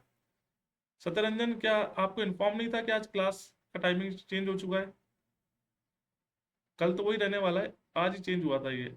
आज मैं थोड़ा सा फ्री था तो मैंने कहा कि पहले ले लेते हैं क्लास, और शेड्यूल मैंने लगा दिया था वैसे 2:30 पे ही, 4 PM से स्टार्ट हुई थी, 2:30 पे मैंने शेड्यूल लगा दिया लगभग 1.5 घंटे पहले, ना। एक बार आप देख लिया करो, विजिट कर लिया करो ना, एप्लीकेशन पर एक बार जाके देख लिया करो, शेड्यूल लग जाता है। अगर क्लास होने वाली होगी तो मैं पहले एक शेड्यूल लगा दूंगा, अदरवाइज सेम टाइमिंग पर तो कोई इशू नहीं है। यहाँ पर अपन ने कहा, एक क्वेश्चन पूछता है कि डेली कवर के अंदर कौन सा मटेरियल यूज करते हैं, तो आप कहेंगे सर डेली कवर के अंदर जो मटेरियल यूज होता है वो होता है आपका कॉम्पैक्टेड क्ले। क्ले को कॉम्पैक्ट कर देते हैं, कॉम्पैक्ट करने से क्या होगा सर, परमिलिटी कम हो जाती है, तो लीचर्स का मूवमेंट जो है वो कंट्रोल हो जाएगा, राइट। देखो भाई, देखो डेली कवर एक तो कवरिंग मटेरियल लगा रहे हैं और वो भी क्ले लगा रहे हैं, फाइन ग्रेन सॉइल है, परमिलिटी कम होती है, फिर आपने कॉम्पैक्शन कर दिया, परमिलिटी आपने और रिड्यूस कर दी। जितना आप रिड्यूस करते चले जाओगे परमिलिटी, उतना ही लीचर्स का मूवमेंट या लीचर्स जो है वो कंट्रोल हो जाएंगे, वो सीप नहीं होंगे, वाटर टेबल को कंटेमिनेट नहीं होने देंगे, राइट। अब थिकनेस कितना, तो लगभग 15 mm, 150 mm थिकनेस होती है, मतलब 0.15 मीटर की थिकनेस अपन प्रोवाइड करते हैं डेली कवर के रूप में। यहाँ पर ये टॉपिक एरिया मेथड के कुछ पॉइंट्स आपको समझ में आए क्या, बताइए। ठीक है, कुछ पॉइंट्स आपको समझ में आए एरिया मेथड के। यहाँ पर एरिया मेथड आपका कंप्लीट हुआ, यहाँ पर एरिया मेथड कंप्लीट हुआ। अब आते हैं अपन नेक्स्ट, ट्रेंच मेथड। ये भी कोई हल्का फुल्का मेथड नहीं है, इंपॉर्टेंट मेथड है ट्रेंच मेथड। ट्रेंच से तो अपन समझते हैं खड्डा करना, एक्सकेवेशन करना, खुदाई करना, इसको बोलते हैं ट्रेंच, है ना। ट्रेंच कंस्ट्रक्ट करना है, ट्रेंच का मतलब क्या होता है, TRENCH, ट्रेंच का मतलब क्या होता है, एक्सकेवेशन करना, एक्सकेवेशन का कोई खड्डा खोदना, इसको बोलते हैं ट्रेंच, एक्सकेवेशन करना। अब इसमें क्या कह रहे हैं कि सर, वहां पर जब वाटर टेबल लो हो और जहां पर एक्सकेवेशन पॉसिबल हो, उस जगह पर we are using the trench method, where the water table या ground water table is low, है ना, लो डेप्थ पर हो, बहुत नीचे हो, और वहां पर एक्सकेवेशन करना पॉसिबल हो, हार्ड सरफेस ना हो, तो वहां पर अपन ट्रेंच मेथड का यूज करते हैं। तो ये दो पॉइंट आपको बड़े इंपॉर्टेंट है जो याद रखने हैं। The first one is, it is used where the water table is low, rather than where excavation is easy, yeah, excavation is possible. In that case, we are using trench method for land filling. ठीक है, तो ये भी question आता है कि जब water table लो होगी तब कौन सा मेथड यूज करेंगे, ट्रेंच। जब वाटर टेबल हाई होगी, area. Where excavation is not possible या where the filling is done above the ground, and area method. Where excavation is possible, we can say it is trench method। अब trench की width इतनी हो ताकि compaction vehicle का movement easy हो सके। अब अगर फ्लैट सरफेस पर, जैसे पहले प्रीवियस में था, जो प्रीवियस है ये ग्राउंड लेवल पर है ना, ये ग्राउंड लेवल पर है। ग्राउंड लेवल का मतलब सर ये फ्लैट सरफेस पर है, तो यहाँ तो इजीली मूव कर पाएगा रोलर वगैरह। और अगर आपने खड्डा खोद दिया है, अगर आपने ट्रेंच कंस्ट्रक्ट कर दी है, तो ट्रेंच का मतलब तो आप भी जानते हैं कि सर कोई लैंड है और लैंड के अंदर अपन ने इस तरह का कोई ट्रेंच कंस्ट्रक्ट कर दिया है ना, इस तरह कोई ट्रेंच कंस्ट्रक्ट कर दिया है।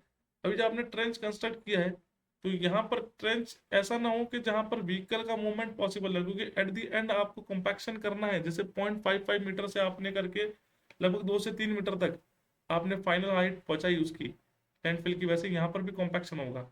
जब कॉम्पैक्शन होगा तब करेगा कौन कॉम्पैक्शन, हम तो करेंगे नहीं, कॉम्पैक्शन व्हीकल करेगा, है ना। तो वो चाहे छोटा छोटा हो चाहे बड़ा हो, पर उस व्हीकल को मूव करने के लिए, उस व्हीकल को एंटर करने के लिए जगह की रिक्वायरमेंट होगी, होगी कि नहीं होगी। तो उस जगह की जब रिक्वायरमेंट होगी, तो ट्रेंच की विड्थ आपको इतनी रखनी है ताकि कॉम्पैक्शन व्हीकल इजीली मूव हो सके। The width of the trench is so much as the compaction vehicle move easily, कि व्हीकल जो है वो आसानी से क्या कर सके, ये कोई रोलर वोलर है, ये आसानी से अंदर जा सके, इसमें मूव कर सके, और यहाँ पर फिर क्या करे, आपका कॉम्पैक्शन कर सके, और इसको लैंडफिल को धीरे धीरे ग्रेजुअली ये फिल करेंगे। ठीक है, व्हीकल के मूवमेंट के लिए जगह होनी चाहिए, तो इसकी विड्थ लगभग इतनी होनी चाहिए। नेक्स्ट, अब जो ट्रेंच है कि सर कितना लेंथ वाइज या कितना विड्थ वाइज कैसे मैं ट्रेंच कंस्ट्रक्ट करूं, तो हमने कहा सर लेंथ जो होती है वो 100 से 300 मीटर, विड्थ 5 से 15 मीटर, और हाइट 1 से 3 मीटर। और साइड स्लोप भी आपको ध्यान में रखना है भाई, साइड स्लोप भी ध्यान में रखना है, इट इज 2:1, क्योंकि साइड स्लोप होगा तभी तो वो एंटर कर पाएगा, साइड स्लोप होगा तभी वो एंटर कर पाएगा। एकदम ऐसा नहीं होना चाहिए, है ना, राइट एंगल नहीं होना चाहिए, स्लोपी सरफेस होना चाहिए कुछ इस तरह का, है ना। ये स्लाइड स्लोप 1:n, 2:1, ये साइड स्लोप होता है 1:n, 2:1, मैंने ऐसे स्लाइड स्लोप बना दी ताकि easily movement of the vehicle का मूवमेंट हो सके और वो वहां से वापस निकल भी सके। राइट, इस तरह का नहीं होना चाहिए जिसमें साइड स्लोप ना हो, तो राइट एंगल पर है सीधे सीधे। राइट, तो लेंथ हो गई आपकी कितनी, 100 से 300, विड्थ 5 से 15 मीटर और हाइट 1 से 3 मीटर। अब देखो कितना बड़ा है, 100 से 300 मीटर की है लेंथ, फिर विड्थ 5 to 15 मीटर की विड्थ भी है, और फिर सर फिर उसकी हाइट भी तो है, फिर सर उसकी हाइट भी तो है। सर ये तो हाइट भी आ गई। इतना बड़ा एरिया है तो एक दिन में कॉम्पैक्शन या एक दिन में फिलिंग नहीं हो पाएगी, डेली कवर की नीड होती है। ये कौन बता रहा है? अरे ये कौन बता रहा है? ये सर ये डायग्राम बता रहा है, ये डाटा बता रहे हैं स्ट्रेंच के, स्ट्रेंच के डाटा बता रहे हैं आपका कि सर अगर 100 से 300 मीटर तक आपको कॉम्पैक्ट करना है तो आपको समय तो लगेगा, और उसकी विड्थ भी कोई कम नहीं है, 5 से 15 मीटर तक की विड्थ है, 5 to 15 मीटर की आपकी विड्थ, इतना बड़ा एरिया है। और सर फाइनली हाइट भी बहुत ज़्यादा कम नहीं है सर, हाइट भी तो अच्छी खासी है उसमें। और हाइट कितनी है? हाइट इज 1 से 3 मीटर, 1 से 3 मीटर की हाइट तक आपको कॉम्पैक्शन करना है। तो इतना कॉम्पैक्शन करने के लिए कि एक दिन में पॉसिबल नहीं है, तो we are providing a daily cover at the end of the compaction work. है ना, क्लियर हुई बात सभी को? बताइएगा, कोई क्वेश्चन है तो पूछिए। टेस्ट सीरीज प्रैक्टिस कर लेंगे सर, 50% आ जाएगा। हाँ, टेस्ट सीरीज तो आपको कर देनी ही देनी है, वो तो मैंडेटरी है। टेस्ट सीरीज के साथ आपको प्रीवियस ईयर क्वेश्चंस लगाने हैं, राइट, क्योंकि सिलेबस बहुत वास्ट है, इन डेप्थ चीज़ें पूछी जाती हैं, बहुत चीज़ें, ऑलमोस्ट चीज़ें ऐसी हैं जो आपने कभी पढ़ी नहीं है आपके इंजीनियरिंग में, या आपने जो भी बीएससी एमएससी जो भी आपने कर रखा है आपका ग्रेजुएशन, उसमें आपने नहीं पढ़ी है। कि बहुत इन डेप्थ पूछा जाता है इसके अंदर। तो वो टॉपिक कौन से हैं जिस पर आपको फोकस करना है? तो कई बार क्या होता है, लगभग 50% क्वेश्चन तो आपके, 50 क्या और ज़्यादा ही आ जाएंगे, 60-70% क्वेश्चन आपके रिपीटेड आ जाएंगे जहाँ तक मुझे लग रहा है ना। Other state pollution control board के पेपर्स अगर आप करते हैं, वैसे तो मैं आपको सारे करा ही रहा हूँ, 2 सेशंस हो चुके हैं, और भी सेशंस में लेने वाला हूँ। अब तक के जितने भी क्वेश्चंस आ रखे हैं किसी भी स्टेट पोल्यूशन कंट्रोल बोर्ड में, वो मैं सारे सॉल्व करवाऊंगा आपको। तो आपको कहीं भी किसी भी और बुक परचेस करने की रिक्वायरमेंट नहीं है, मैं कंप्लीट स्टडी करा दूंगा, ताकि सॉलिड वेस्ट मैनेजमेंट में तो आपका एक सिंगल नंबर भी ना कटे। अगर आपने मेरे साथ ये आने वाले आगे 5-7 लेक्चर और अगर आप साथ में रह गए और जितना पढ़ा है केवल उतना रिवाइज कर लिया तो बहुत है, बिकॉज इसका कंटेंट नहीं है, इसकी कोई पर्टिकुलर बुक नहीं है, इसका कहीं कंटेंट नहीं है बच्चों के पास, कैसे पढ़ें? ये सबसे बड़ा इशू यही है बच्चों के। पढ़ हर कोई लेगा, पर पढ़े कैसे? कोई कंटेंट नहीं है, कोई रिसोर्सेज नहीं है, मल्टीपल बुक्स है, कई सारे टॉपिक्स है जो समझ के बाहर है, जो सुने ही पहली बार है, कई सारे ऐसे कोडल डाटाज है जो बच्चों को पता ही नहीं कि कहाँ से पूछा है सर, ये तो हमसे नहीं हो पाएगा। ऐसे बहुत सारे क्वेश्चन है जो मैं आपको दिखाऊंगा, आपने देखे भी होंगे। कई कोडल डाटाज है, कई वैल्यूज हैं, कई स्टेटमेंट है, आप कहोगे सर ये कहाँ से पूछा है, ये तो किसी बुक में नहीं लिखा हुआ। वो सब कोड से लिखा हुआ है ना। तो आपको बिल्कुल टेंशन नहीं लेना है। मैंने मल्टीपल पोल्यूशन कंट्रोल बोर्ड के एग्जामिनेशन पढ़ा चुका हूँ, पिछले 3-4 एग्जामिनेशन मैंने पढ़ा चुका हूँ। मुझे पता है कि सर क्वेश्चन कहाँ कहाँ से पूछे गए, कौन कौन से क्वेश्चन पूछे गए, है ना।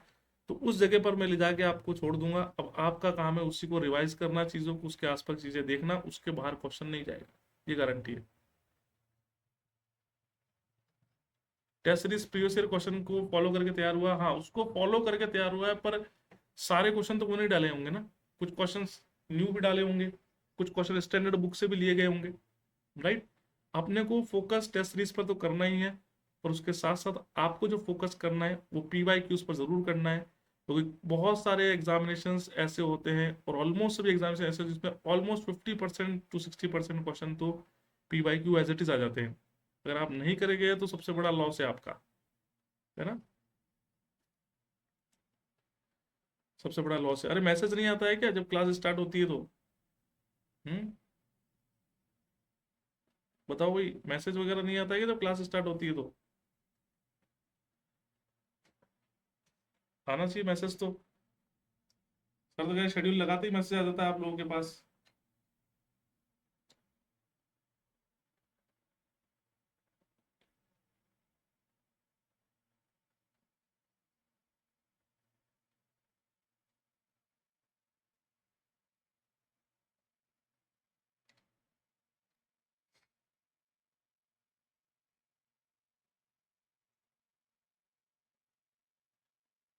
चलिए, तो यहाँ तक समझ में आया। तो एरिया मेथड भी हो गया, तो आपका ट्रेंच मेथड भी हो गया। दो मेथड तो अपन कर चुके। अब आते हैं अपन नेक्स्ट मेथड के ऊपर। टीसीएस कैसे क्वेश्चन डालेगा? पहले उसे फॉलो करने से 80% मिल जाएगा। बिल्कुल बिल्कुल। जो भी आपकी कंसर्न एजेंसी है उसको देख लीजिएगा। वैसे तो देखो, वो फॉलो तो वही करते हैं, प्रीवियस ईयर ही डालते हैं, क्योंकि कोई इनके पास टीम नहीं है। प्रीवियस ईयर क्वेश्चन ही ये अपलोड कर देते हैं और उसी के रिलेटेड क्वेश्चन अपलोड कर लेते हैं। बहुत ज़्यादा वास्ट ये नहीं करेंगे या नए एक्सपेरिमेंट नहीं करेंगे। तो आपको जो है पहले वो पढ़ लेना है, उसके बाद कुछ नया आपको मिले तो वो ज़रूर पढ़िएगा। चलिए, अब आते हैं अपन नेक्स्ट पे। तो next one is cell method. तो दो मेथड आपके कंप्लीट हो चुके। नेक्स्ट मेथड है आपका सेल मेथड। तो सर सेल मेथड है वो एरिया मेथड का ही एक्सटेंशन है। It is extension of area method. Area method का ही एक्सटेंशन है। वेस्ट को प्री कंस्ट्रक्टेड बॉन्डेड एरिया में डिस्पोज करते हैं। एरिया है ना, प्री कंस्ट्रक्टेड बॉन्डेड एरिया, पहले से ही बनाया गया एरिया है ना। ये ऐसे मल्टीपल सेल होते हैं उसके अंदर, है ना। ये ऐसे मल्टीपल सेल होते हैं, प्री कंस्ट्रक्टेड बॉन्डेड एरियाज होते हैं, इनको सेल कहते हैं। ऐसे मल्टीपल सेल होते हैं, है ना। उस सेल के अंदर उसको क्या कर देते हैं, रख डिस्पोज करते हैं। Right, these are the cells. तो ये पहले से प्री कंस्ट्रक्टेड होते हैं, ये पहले से बने हुए होते हैं आपके, है ना। और the waste and daily cover place in a landfill during one operation period from a cell. कहा जा रहा है कि यहाँ पर जो वेस्ट और डेली कवर जो है वो लैंडफिल के अंदर प्लेस किया था वन ऑपरेशनल पीरियड के अंदर, मतलब 1 डे के अंदर, हर दिन। वो तो हमको पता ही है कि सर हर दिन ही प्लेस करा जाएगा, है ना। हर दिन उस सेल के अंदर आपको डेली कवर प्लेस करना है और वेस्ट, कोई वेस्ट प्लेस करोगे फिर उसको कंपैक्ट करेंगे, फिर डेली कवर प्लेस करेंगे। तो यहाँ पर एक याद रखना है कि एरिया मेथड का एक्सटेंशन फॉर्म है। यहाँ पर प्री कंस्ट्रक्टेड बॉन्डेड एरियाज होते हैं, पहले से ही कंस्ट्रक्टेड होते हैं कि ये एरिया है, जैसे ये वाला एरिया हो गया, है ना। ये सब एरियाज हैं, ये एरिया हो गया आपका, ये सेल होते हैं। तो ये पहले से बॉन्डेड होते हैं, है ना। ये पहले से बॉन्डेड है, तो इसमें बाउंड्री होती है, इसी के अंदर आपको डंप करना है। ऐसे सेल बना के रखते हैं। व्हीकल आएगा इसमें डंप करेगा, व्हीकल आएगा इसमें डंप करेगा, व्हीकल आएगा इसमें डंप करेगा, वेस्ट आएगा इसमें अपन ऐसे डंप करते चले जाते हैं।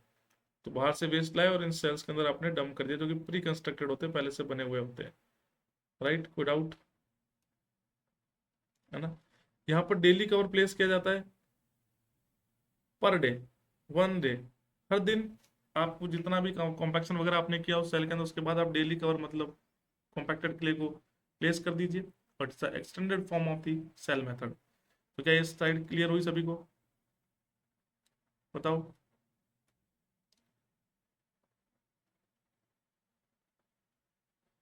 Other state pollution control TCS conduct करा नहीं, राजस्थान के अंदर आईबीपीएस करवाया है, पिछले 2 बार से आईबीपीएस करवा रहा है ना।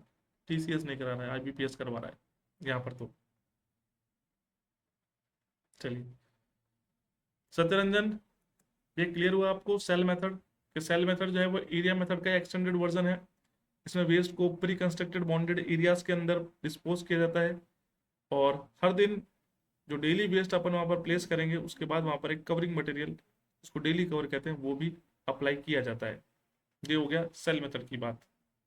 एरिया हो गया, ट्रेंच हो गया, और ये सेल मेथड हुआ। Clear, very good, very good. फिर आते हैं अपन आगे। यहाँ पर एक टर्म आता है जो आपको दिख रहा होगा, a lift. A lift is refer to the placement of layer of waste और the completion of horizontal active area of the landfill। Lift बोलते हैं हाइट को, कि it refers to placement of layer of waste. कि sir ये ground है suppose, या एक सेल है, इस सेल के अंदर आपने वेस्ट को पुट किया, आपने क्या किया सर, वेस्ट को प्लेस किया। तो कह रहे हैं कि refers to placement of layer of waste on और the completion of horizontal activity area of the landfill. ठीक है, हॉरिजॉन्टल एक्टिविटी, हॉरिजॉन्टल एक्टिविटी होगी, हाइट नहीं होगा, हॉरिजॉन्टल एक्टिविटी होगी आई थिंक। हॉरिजॉन्टल एक्टिविटी जब कंप्लीट होती है इसको लिफ्ट कहते हैं, ये कहते हैं ये डिस्टेंस होता है लिफ्ट। वैसे तो यही होती है, हाइट ही होती है बेसिकली लिफ्ट तो, इस तरह का डिस्टेंस होता है उसको बोलते हैं लिफ्ट। कितना अपन ने लेयर ऑफ वेस्ट को प्लेस किया है इसको लिफ्ट बोलते हैं, राइट। तो lift is refer to the height, कि आप ग्राउंड लेवल से जो वेस्ट को प्लेस कर रहे हो, ग्राउंड लेवल से जो आप वेस्ट को प्लेस कर रहे हो उसी को अपन क्या कहते हैं, लिफ्ट कहते हैं। ठीक है, आइए, ये हाइट होती है, हाइट उस हॉरिजॉन्टल एरिया के अंदर कितना हाइट में आप कचरे को प्लेस कर रहे हो, कॉम्पैक्ट कर रहे हो, is a vertical distance is known as the lift. Height is the vertical distance, उसको लिफ्ट बोलते हैं। क्लियर हुआ, बताइएगा। ये स्लाइड,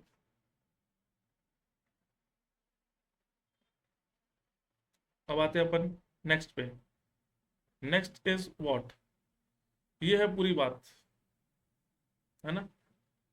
देखिए ये है पूरी बात, अब इसको बड़े ध्यान से समझना है। It is the section of sanitary landfill with cell arrangement, ये सेक्शन है आपके सैनिटरी लैंडफिल का, इसमें सेल्स का अरेंजमेंट भी आपको शो किया गया है, किस तरह से सेल्स अरेंज होते हैं। अब देखो, सबसे पहले ये अबव द ग्राउंड है, ये अबव द ग्राउंड है क्योंकि ऐसा लिखा है, ग्राउंड बना रखा है, ग्राउंड से ऊपर प्लेस कर रहे हो। अबव द ग्राउंड जो प्लेसिंग हो जा रही है कचरे की, सॉलिड वेस्ट की, वो अबव द ग्राउंड हो जा रही है। ये ग्राउंड लेवल देखो, जो हैचिंग कर रखी है, this hatching will represent the ground level, ये ग्राउंड लेवल को रिप्रेजेंट कर रहा है। अबव द ग्राउंड, ग्राउंड है तो मतलब ये बोल सकते हैं ना कि एरिया मेथड में भी तो अबव द ग्राउंड होता है सर। तो एरिया मेथड का ही क्या है सर, ये एक्सटेंशन है। ये बात क्लियर हुई कि क्या ये बोला था, ये बात सही है कि नहीं है, यहाँ से हमको क्लियर हो रही है सर। क्योंकि अबव द ग्राउंड है, above the ground area method में होता है, तो एरिया मेथड का एक्सटेंशन है। ये तो उन्होंने यहीं पर बोल दिया, देखो ये, तो ये पॉइंट हमारा जस्टिफाई हो गया, ऐसे हवा में नहीं लिखा अपन ने, है ना, ये जस्टिफाई हो गया हमारा पॉइंट। अब आगे देखो, ये बॉन्डेड एरियाज हैं, ये जो हैचिंग दिख रही है बॉन्डिंग, बॉन्ड को शो करती है। रुको मैं इसमें कलर करता हूँ,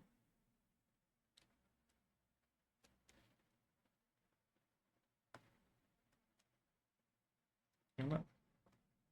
देखो अगर कलर हो जाता है तो इसके अंदर, ये देखो, ये देखा,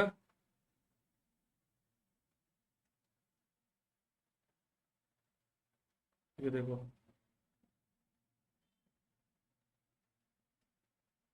कलरिंग हो रही है बढ़िया एकदम शानदार। तो आपको समझ में आएगी, जो येलो येलो जो दिख रहा है आपको हैचिंग पोर्शन, येलो वाला जो पोर्शन दिख रहा है, ये किसे रिप्रेजेंट कर रहा है, येलो पोर्शन दिख रहा है किसे रिप्रेजेंट कर रहा है सर, ये येलो पोर्शन रिप्रेजेंट कर रहा है बाउंड्री को, बाउंडेड एरिया को। ये किसे रिप्रेजेंट कर रहा है,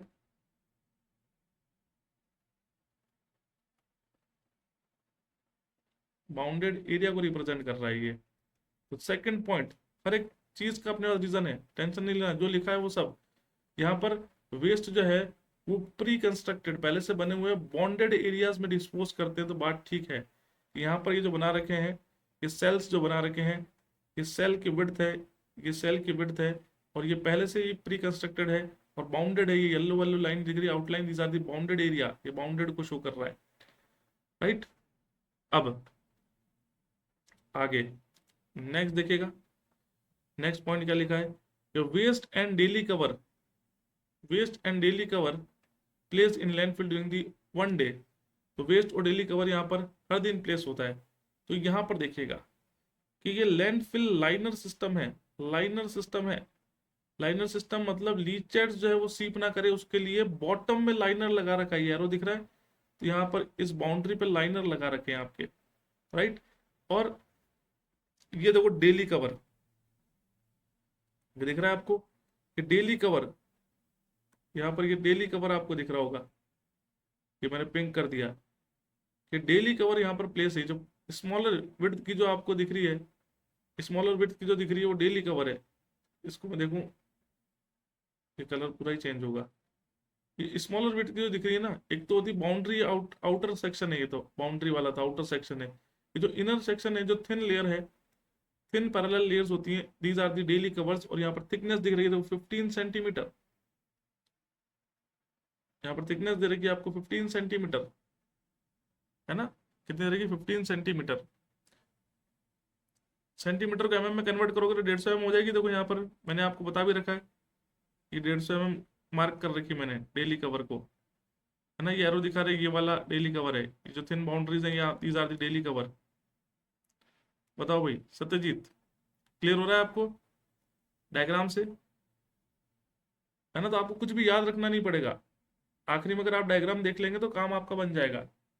यहाँ पर डेली कवर जो है वो 15 सेंटीमीटर, या mm में 10 से मल्टीप्लाई करेंगे तो आपका mm में आ जाएगा 150 mm। और 150 mm यहाँ पर लिखा हुआ है, हम नहीं बोल रहे, यहाँ पर लिखा है हमने। देखो अगर आगे जाओगे थोड़ा सा, ये देखो लिखा हुआ है, ये रहा आपका डेली कवर कितना, 150 mm, 0.15 मीटर, सेंटीमीटर में करोगे तो 15 सेंटीमीटर हो जाएगा, राइट। ये डेली कवर अपन प्लेस करते हैं। फिर आते हैं आगे, ये सेल है, ये एक ब्लॉक जो दिख रहा है इसे सेल कहते हैं, है ना। ये एक ब्लॉक जो दिख रहा है इसे सेल कहते हैं, जो मैंने ग्रीन ब्लॉक किया, ये सेल है। ये क्या है सर? सेल है। दिख गया होगा आपको कि ये है आपके सेल। तो ग्रीन वाले जो हैं, ये ग्रीन वाले ब्लॉक जो है, इनको क्या कहते हैं? इनको हम सेल कहते हैं। These are the cell. ये है फाइनल सेल। फाइनल सेल जो क्या होगा, आपके टॉप पर होगा, टॉप पर होगा। This is the final cell, जो टॉप पर है इसे अपन ने फाइनल सेल कह दिया, राइट। ये भी आपका सेल है। जितने भी ये ग्रीन ग्रीन है, these all are the cells, ये सभी के सभी आपके सेल्स हैं। अब आते हैं यहाँ पर, देखो लिफ्ट। लिफ्ट एक हाइट है, हाइट का मीन्स एक वर्टिकल डिस्टेंस है, वर्टिकल डिस्टेंस है आपकी हॉरिजॉन्टल सरफेस पर, ये हाइट है। देखो हाइट स्लैश लिफ्ट, यहाँ पर अपन ने लिखा है देखो कि lift is refers to the height. Lift क्या एक हाइट है, प्लेसमेंट ऑफ वेस्ट को, वेस्ट की लेयर को जब प्लेस करते हो तो हाइट गेन करता है, उसे लिफ्ट कहते हैं। These blocks, these squares are termed as the cell. जो स्क्वायर्स है इन्हें अपन सेल कहते हैं। ये लाइनर सिस्टम है, एक लेयरिंग सिस्टम होता है ताकि लीचर्स का मूवमेंट को कंट्रोल कर सके। डेली कवर की थिकनेस 150 mm या 15 सेंटीमीटर है। These are the bounded area. ये येलो येलो जो आउटर बाउंड्री दिख रही है, जो जिसकी थिकनेस ज़्यादा है, वो आपकी बाउंडेड एरिया है। यहाँ पर देखो final cover on sloppy face, sloppy face होना चाहिए, और स्लोप इज टिपिकली 3:1 होना चाहिए। स्लोप कितना? स्लोप 3:1 होना चाहिए। ऊपर फाइनल कवर सिस्टम आपने प्लेस कर दिया। तो this is the what, this is the sectional view of sanitary landfilling with the cell arrangement. क्या होती है सेल, क्या होता है लाइनर, क्या होती है लिफ्ट, कैसे बाउंडेड एरिया कह रहा है, कवरिंग कहाँ पर लगाई जाती है। तो क्या पूरी बात समझ में आई आपको? बताइए, क्या पूरी बात आपको समझ में आई? जितने भी स्टूडेंट्स यहाँ पर लाइव हैं, तो आई होप सेल मेथड भी सभी को समझ में आ गया होगा कंप्लीट। जी, very good Satyaranjan, cell method भी आपको समझ में आ गया, गुड। तो तीनों मेथड आपके हो चुके। कौन कौन से हो चुके? ये देखो, एक तो हो गया आपका area method, about the ground होता है, वाटर टेबल जब हाई होती है 0.5 के स्लॉट में कॉम्पैक्शन करते हैं। टोटल कॉम्पैक्शन और टोटल हाइट जो अचीव करते हैं वो 2 से 3 मीटर की होती है। डेली कवर अपन प्लेस करेंगे at the end of the day पे, जब जैसे day at the end of the day work, at the end of the day work, जैसे अपना डे वर्क कंप्लीट होता है उस पर अपन final cover, daily cover place करते हैं। डेली कवर किसका होता है बता ही दिया आपको, ये कॉम्पैक्टेड क्ले का होता है। कितनी थिकनेस होती है क्वेश्चन पूछता है, तो 150 mm बोलो, 15 सेंटीमीटर बोलो, या 0.15 मीटर का हो। फिर ट्रेंच मेथड, जब वाटर टेबल लो हो। ट्रेंच का मतलब एक्सकेवेशन होता है जहां पर एक्सकेवेशन पॉसिबल हो, it is adopted at that location where the excavation is possible। Excavation जहां पर पॉसिबल हो वहीं पर ये ट्रेंच मेथड अडॉप्ट किया जाता है। ट्रेंच की विड्थ इतनी लगनी है ताकि कॉम्पैक्शन व्हीकल इजीली मूव कर सके उसके अंदर से, क्योंकि कॉम्पैक्शन करने के लिए आपको स्लोप चाहिए, विड्थ ज़्यादा होनी चाहिए ताकि वो मूवमेंट हो सके। ट्रेंच कितनी की होती है सर? ट्रेंच ट्रेंच कर तो रहे हैं, तो ये लगभग 100 से 300 मीटर की लेंथ वाइज होती है, 5 से 15 मीटर विथ वाइज होती है और 1 से 3 मीटर हाइट वाइज होती है। इसमें साइड स्लोप देते हैं 2:1 और सेल मेथड में साइड स्लोप देते हैं 3:1। ये एरिया मेथड का एक्सटेंडेड फॉर्म है क्योंकि ये अबव द ग्राउंड फिलिंग की जाती है। इसमें वेस्ट को पुट करते हैं, डिस्पोज करते हैं प्री बाउंडेड या प्री कंस्ट्रक्टेड बाउंडेड एरियाज के अंदर। डेली कवर यहाँ पर प्लेस किया था at the end of the day पे। Lift is refers to the vertical distance और हाइट को बोलते हैं प्लेसमेंट ऑफ द वेस्ट के बाद। ये पूरा आपको सेटअप मैंने बता दिया किस तरह का होता है, ये आप लोगों के सामने है। बताइए कोई डाउट है इसके अंदर किसी को तो पूछ सकता है ना? कोई डाउट है किसी को तो आप पूछ सकते हैं, तो डन करिए। एरिया, ट्रेंच और सेल, बिल्कुल सत्य रंजन। तो लैंड फिलिंग देखा आपने, क्या क्या कहानियां थी इसके अंदर, क्या क्या चीजें थी जो अपन को समझना था। अभी बहुत सारी बातें और बाकी हैं, है ना? अभी जो है सर वो बहुत सारी बातें और बाकी हैं। करें आगे, प्रोसीड। बताइए कुछ नोट करना है, कुछ पूछना है पूछ सकते हो। 12 स्लाइड्स हो चुकी हैं, स्लाइड्स के थ्रू पढ़ा रहे हैं ताकि आपका सिलेबस जो है वो आपका फास्ट हो जाए, और दूसरा कोई भी चीज़ आपकी मिस नहीं हो, है ना? तो टाइम तो अपने पास है पर फिर भी कुछ चीज़ मिस ना हो, इसलिए। चलिए अब आते हैं अपन नेक्स्ट पे। Next is what? Line landfill with cell arrangement. ये उसी का ही एक तरीका है, उसी का एक और डायग्राम है, अनदर डायग्राम है, एक और डायग्राम है आपका। इसमें कह रहे हैं कि यहाँ पर ये देखिए स्लोप दिया अपन ने, दिख रहा होगा आपको, ये स्लोप दिया है अपन ने दोनों साइड पे, और स्लोप भी कितना आपको बताया था, 3:1 का स्लोप है। बॉटम पे लाइनर प्रोवाइड करते हैं और उसके साथ में लीचेड कलेक्शन सिस्टम भी है। अगर लीचेड्स वहाँ पर आते हैं उस लिक्विड को कलेक्ट करेंगे। ये सॉलिड वेस्ट के सेल, ये जो ब्लॉक दिख रहे हैं ये सेल है, और ऊपर कॉम्पैक्टेड क्ले की जो है वो कवर है। कॉम्पैक्ट क्ले का अपन ने कवर लगा रखा है जो कि कितना होता है 150 होता है, राइट? ये सॉलिड वेस्ट की सेल है, दीज आर दी सेल्स। जो ब्लैक ब्लैक दिख रही है, जो ये दिख रही है, दीज आर दी सेल्स हैं, ठीक है? और यहाँ से जो लीचेट कलेक्शन सिस्टम से जो टू लीचेट स्टोरेज, फिर लीचेट को स्टोर करेंगे। स्टोर करके करना क्या है सर? स्टोर करके ट्रीट करना है, क्योंकि हार्मफुल लिक्विड है। और ट्रीट करने के बाद क्या करना है? ट्रीट करने के बाद सर उसको डिस्पोज करना है, डिस्पोज करेंगे क्योंकि वो हार्मफुल लिक्विड है इसलिए। एक और डायग्राम है जिससे आप समझ पाए, तो ये भी आपको क्लियर हो गया। Lined landfill with cell arrangement, के लैंडफिल तो है वो लाइंड भी है, और जिसमें सेल अरेंजमेंट भी है, इसमें आपका सेल अरेंजमेंट भी है। यही एंड टॉपिक है सॉलिड वेस्ट मैनेजमेंट का, बिल्कुल यही एंड टॉपिक है भाई, है ना? यही आपका एंड टॉपिक है सॉलिड वेस्ट मैनेजमेंट का। पर अच्छे से पढ़ना, टॉपिक भले ही एंड है पर इंपॉर्टेंट बहुत ज़्यादा है। हर स्टेट पोल्यूशन कंट्रोल बोर्ड में क्वेश्चंस पूछे गए हैं सैनिटरी लैंडफिलिंग से, तो इसलिए मैं इसको इतना डीप पढ़ा रहा हूँ क्योंकि इतना डीप ही पूछा जाता है। तो आप ऐसा मत लगना कि सर इतना डीप क्यों पढ़ा रहे हो, क्या ये फ्रूटफुल है कि नहीं है? बहुत ज़्यादा फ्रूटफुल है। क्वेश्चन करोगे प्रीवियस ईयर के, इजीली बन जाएंगे, और आपको पता भी चल जाएगा सर ट्रेंच एरिया इनसे भी क्वेश्चन पूछे गए, थिकनेस से क्वेश्चन पूछा गया, स्लोप से क्वेश्चन पूछा गया है, राइट? जो भी यहाँ पढ़ा रहे हैं बिल्कुल कंसाइज वे के अंदर, क्रिस्प वे के अंदर है, बस आपको उन चीज़ों को पढ़ना है अच्छे से। अब आते हैं नेक्स्ट पे। अब लैंडफिल इम्प्लीमेंटेशन। लैंडफिल जब अपन करते हैं तो किन किन चीज़ों का इम्प्लीमेंट करना होता है आपको ड्यूरिंग द लैंडफिल? किन किन चीज़ों का इम्प्लीमेंट करना होता है? तो हमने कहा सर जब लैंडफिल करते हैं तो हमें पहला तो साइट सिलेक्शन, कि कहाँ पर साइट होनी चाहिए। सर वो 100 मीटर रिवर से, 200 मीटर पॉन्ड से, हैबिटल एरिया से, हाईवे से, वाटर सप्लाई से 200 मीटर पे होनी चाहिए, राइट? और आपका 20 किलोमीटर फ्रॉम दी एयरबेस और एयरपोर्ट से 20 किलोमीटर, राइट? तो साइट सिलेक्शन, दूसरा ध्यान रखना है कि सर रिवर के आसपास ना होना चाहिए, कैपिटल एरिया से थोड़ी दूर होनी चाहिए। लीचेट को कंट्रोल करने का सिस्टम प्रोवाइड करना होता है, क्या क्या चीज़ों को ध्यान में रखना होता है, लीचेट कंट्रोल सिस्टम प्रोवाइड करने होते हैं वहाँ पर। जब आप उसको सेल से कवर कर रहे हो, अभी आपने देखा था ना, ये आपने क्या कर दिया सर कि सर लेयर, इस सेल को इस क्ले लेयर से कवर कर दिया है, तो यहाँ पर क्या होने वाला है,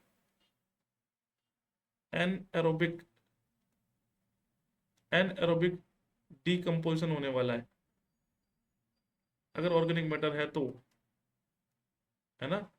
एरोबिक डीकम्पोजिशन होगा तो वहां से गैसेस रिलीज होती हैं, वहां से गैसेस, उस गैसेस को क्या करना है अपने को, तो उस गैसेस को क्या करना है, कंट्रोल करना है। तो गैस कंट्रोल के लिए होना चाहिए ऑपरेशनल प्लान के, किस तरह से ऑपरेट करेंगे उसको, कंस्टेंट टू ऑपरेट कि क्या चीज़ों का ध्यान रखेंगे ऑपरेट करते वक्त। तो ये सारी बातें नेक्स्ट,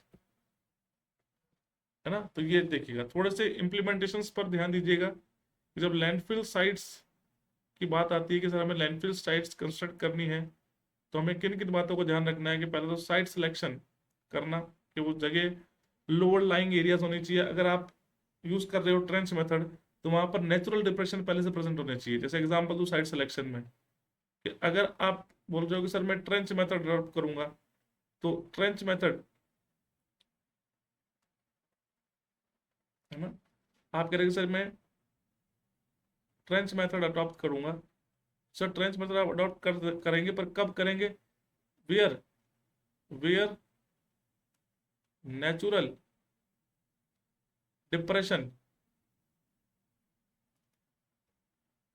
नेचुरल डिप्रेशन एग्जिस्ट, जहाँ पर नेचुरल डिप्रेशन पाया जाए, वेयर नेचुरल डिप्रेशन एग्जिस्ट, जहाँ पर नेचुरल डिप्रेशन पाया जाए उस जगह पर आप ट्रेंच मेथड यूज करोगे, है ना। हर जगह नहीं करेंगे, नहीं तो आपको, क्यों नहीं करेंगे हर जगह, क्योंकि जो ट्रेंच को एक्सकेवेट करने के लिए, समझना बातें बड़ी इंपॉर्टेंट है, ट्रेंच को एक्सकेवेट करने के लिए कॉस्टिंग ज्यादा लगती है सर।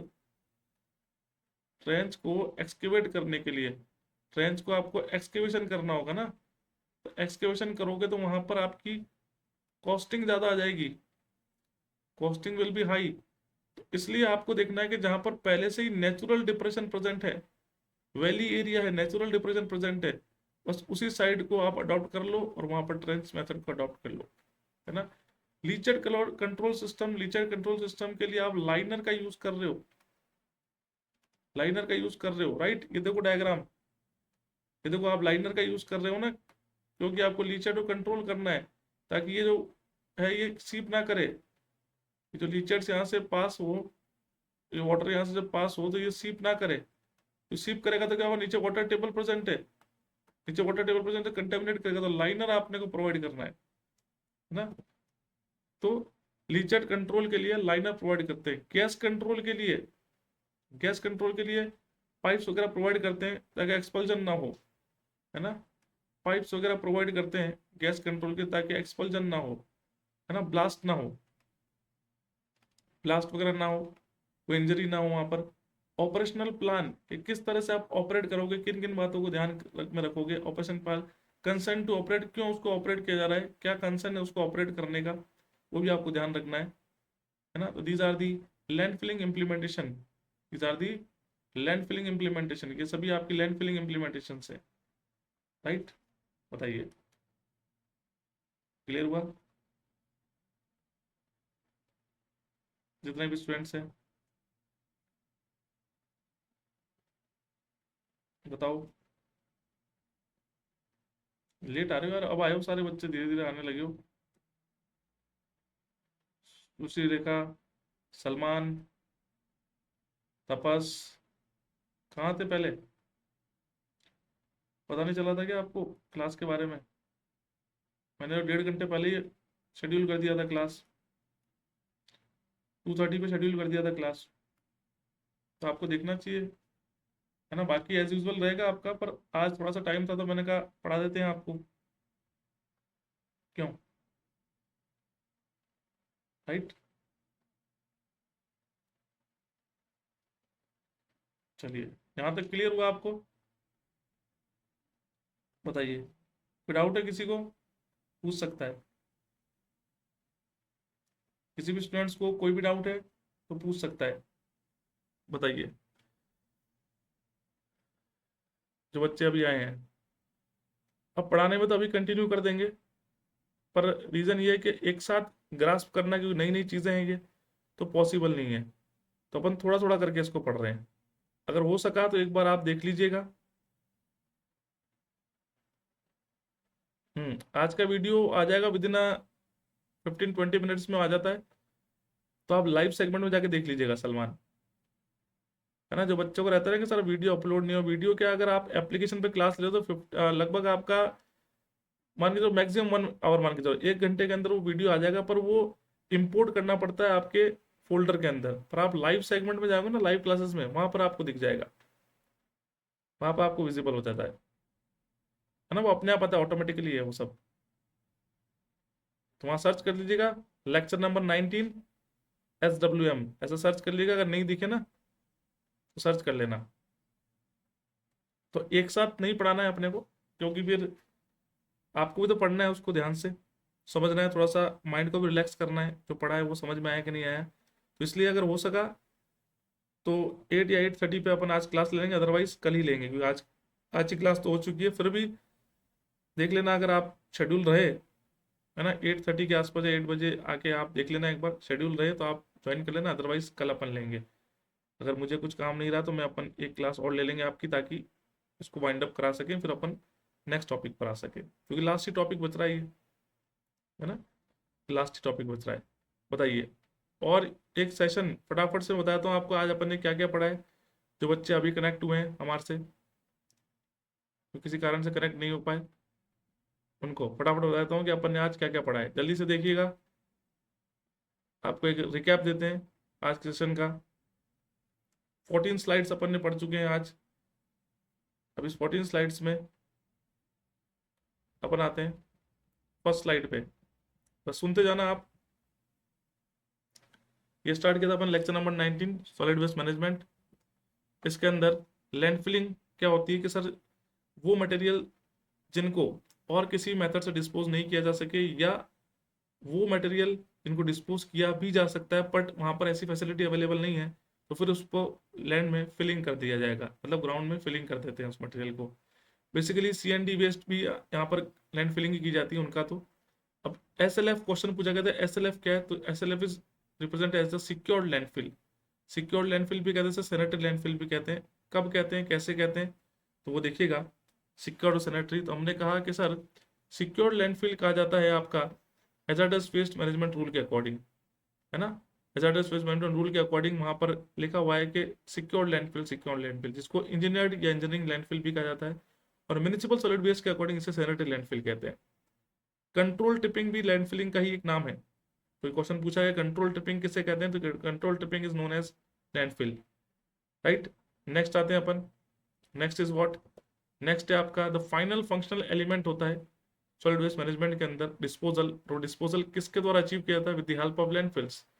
तो आखिरी डिस्पोज होता है, हायरार्की अपन ने पढ़ी होगी, तो जितने बच्चे भी यहाँ पर मेरे साथ जुड़े हुए हैं, तो पुरानी क्लासेस भी आपने ली है, वहाँ पर हायरार्की सिस्टम अपन ने पढ़ा था। तो हायरार्की के अंदर अपन ने क्या पढ़ा था, कि सर हायरार्की के अंदर अपन ने पढ़ा था कि वहां पर लास्ट जो होता है, फाइनल जो स्टेप होती है, वो है आपकी डिस्पोजल की। Disposal is achieved by using the landfill, landfill के थ्रू डिस्पोजल होता है।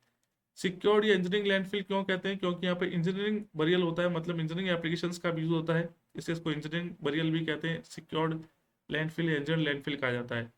अब सिक्योर्ड या इंजीनियर लैंडफिल क्यों कहा गया है, और क्या इंजीनियरिंग एप्लीकेशंस को अपन ने यूज किया गया है, तो उसके बारे में भी यहाँ पर आपको मेंशन्ड है। It is provided with a liner system, यहाँ पर लाइनर सिस्टम प्रोवाइड किए जाते हैं। लीचर को कलेक्ट करने के लीचर कलेक्शन सिस्टम प्रोवाइड किए जाते हैं। लाइनर या लीचर कलेक्शन सिस्टम क्यों प्रोवाइड किया जा रहा है, क्योंकि लीचर्स जो होते हैं हार्मफुल कंटेमिनेटेड लिक्विड्स होते हैं, जो कि ग्राउंड वाटर टेबल को कंटेमिनेशन करते हैं, पॉल्यूट करते हैं। और अगर उस वाटर को अपन आप यूटिलाइज करती है कोई ह्यूमन बींग, तो वो उनको डिजीज हो जाती है, राइट। इसलिए next, sanitary land filling is a proper planning and engineering construction adopted. सैनिटरी लैंड फिलिंग में प्रॉपर प्लानिंग होती है कि कहाँ पर लैंड फिलिंग की जाएगी, कौन से एरिया सूटेबल है, इंजीनियरिंग कंस्ट्रक्शन के आसपास फेंसिंग वगैरह की जाएगी, प्रॉपर स्लोप दिया जाएगा, राइट। लाइनर मटेरियल की थिकनेस वगैरह सब मेजर की जाएगी, कॉम्पैक्शन किया जाएगा। अब सैनिटरी लैंडफिलिंग में 3 बातों का ध्यान रखना है, कन्फाइन, कॉम्पैक्ट और कवर।